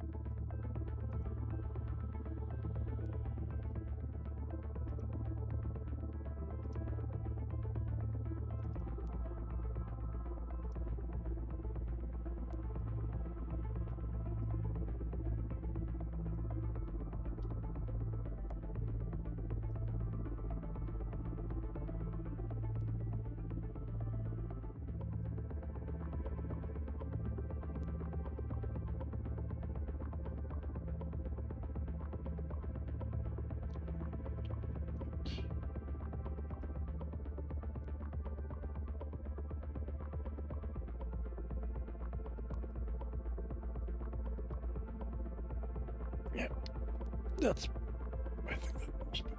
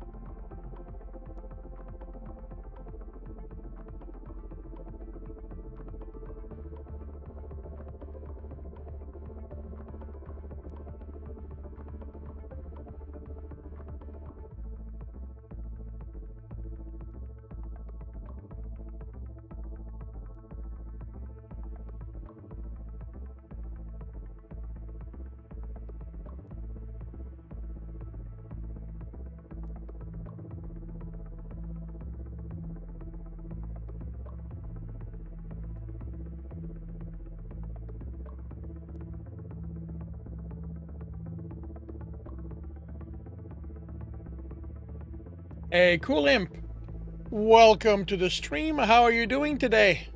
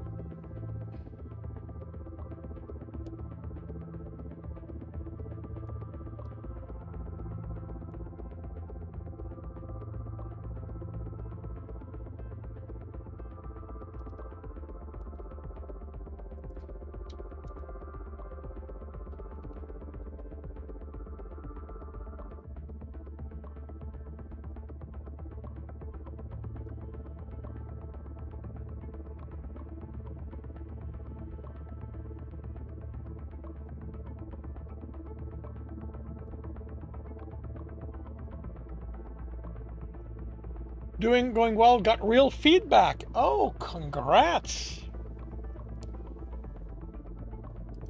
That is good to hear.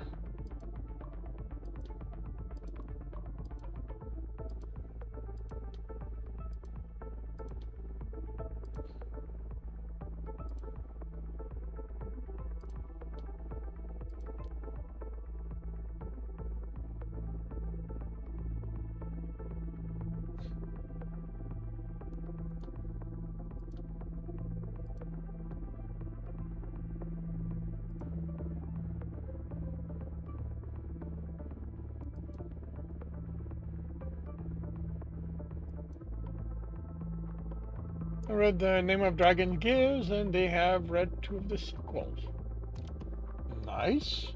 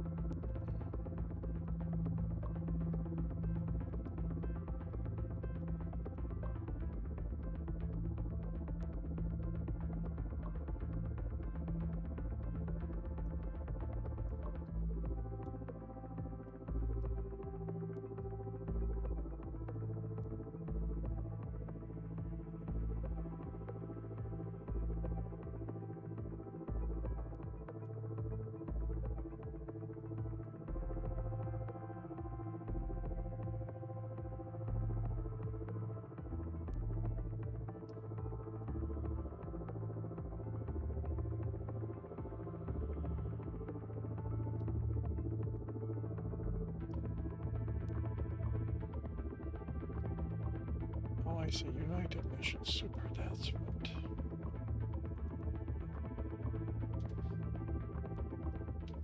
That's what the UNS stood for.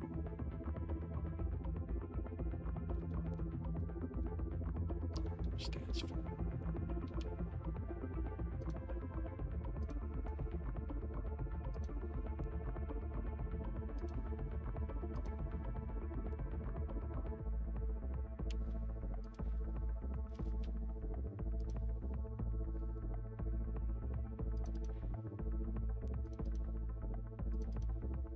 Actually, no, this is 1900s.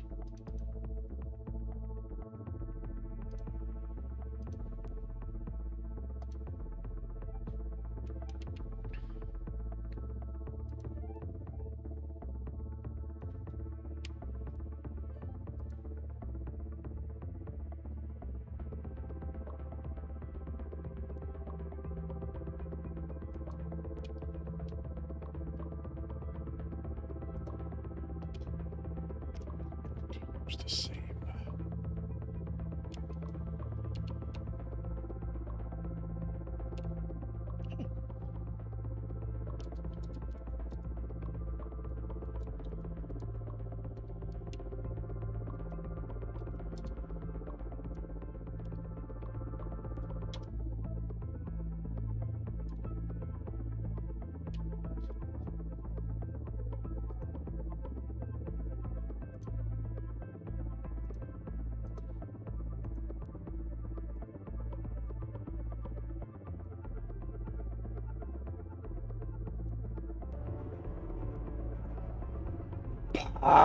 Battle Station, everyone.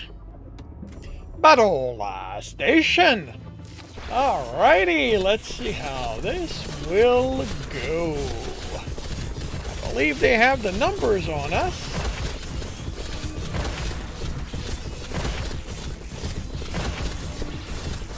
And that might be enough. Oh, wow. Oh, okay, we are killing some of them. Actually, we may be doing good.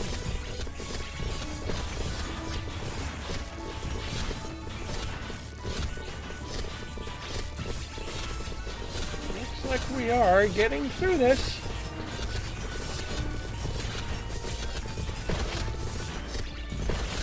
And we're done. We have won. 22 allies defeated 28 enemies. We had Nazbase, Rafi P, and the Lady Lights. Thank you, everyone, for the assist. And that ends the battling for today. Tomorrow morning, 7:30 a.m. Eastern Time, placement will start. Hopefully for a not too hard. Actually, I wonder if I can bring this down right now, even though I'm not going to run a battle. We'll see. I hope to see you then. If I do not, wait, no, yeah. I hope to see you then. Bye. There we go. All right, and I need to finalize shorting.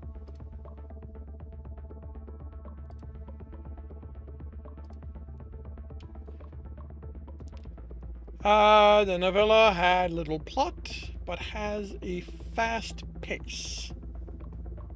Cool.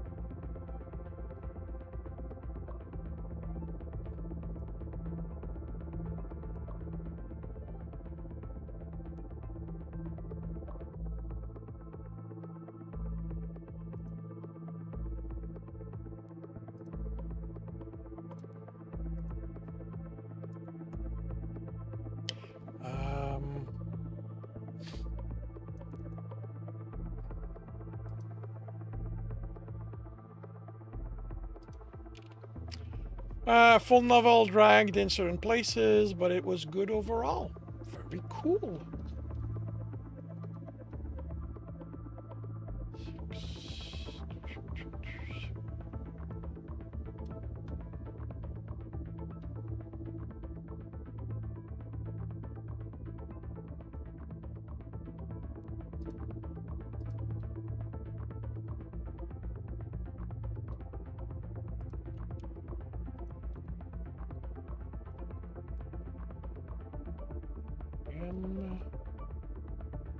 Also 90.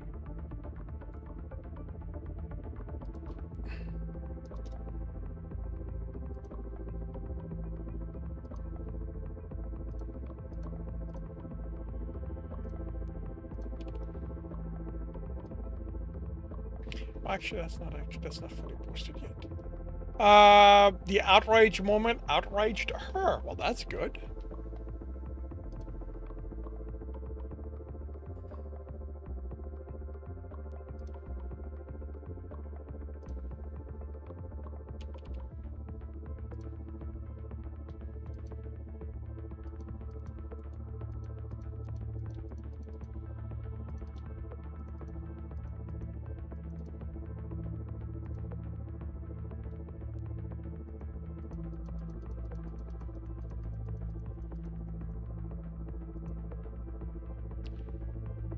Your wife hates one of your characters. He is the first demisexual and he cheats.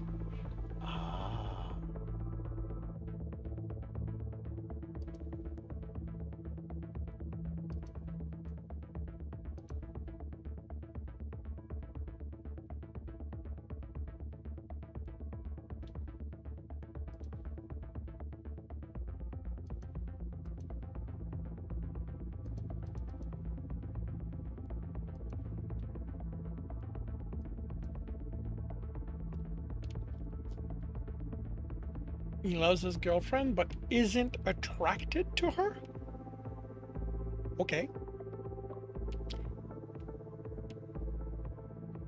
Loved one, and he does, but more for her satisfaction than his own. All right. I cannot comment.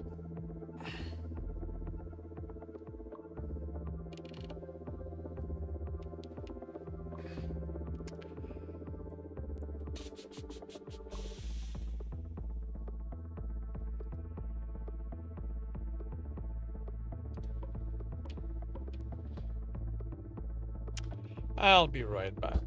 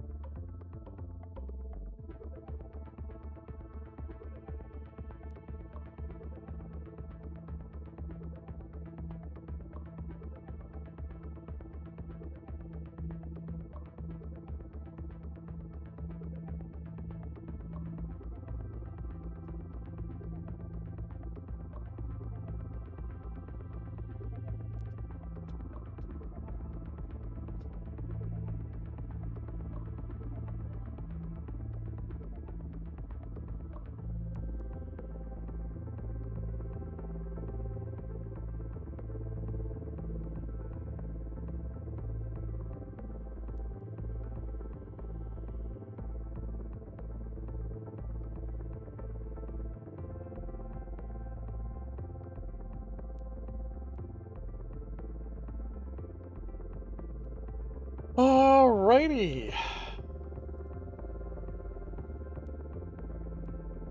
And with my writing done, actually I need to check something first.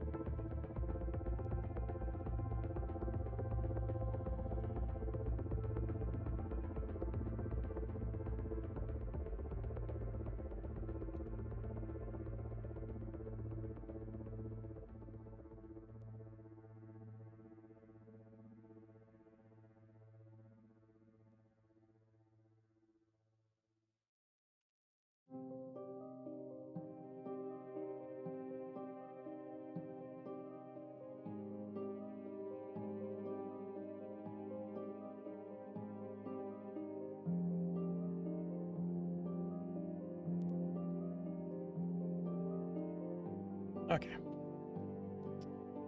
With that done, should probably mute Game of Tom. Actually, no, this is a redeem, so yeah. All right. With that done, with my writing done, I will end the stream with a raid to Angst.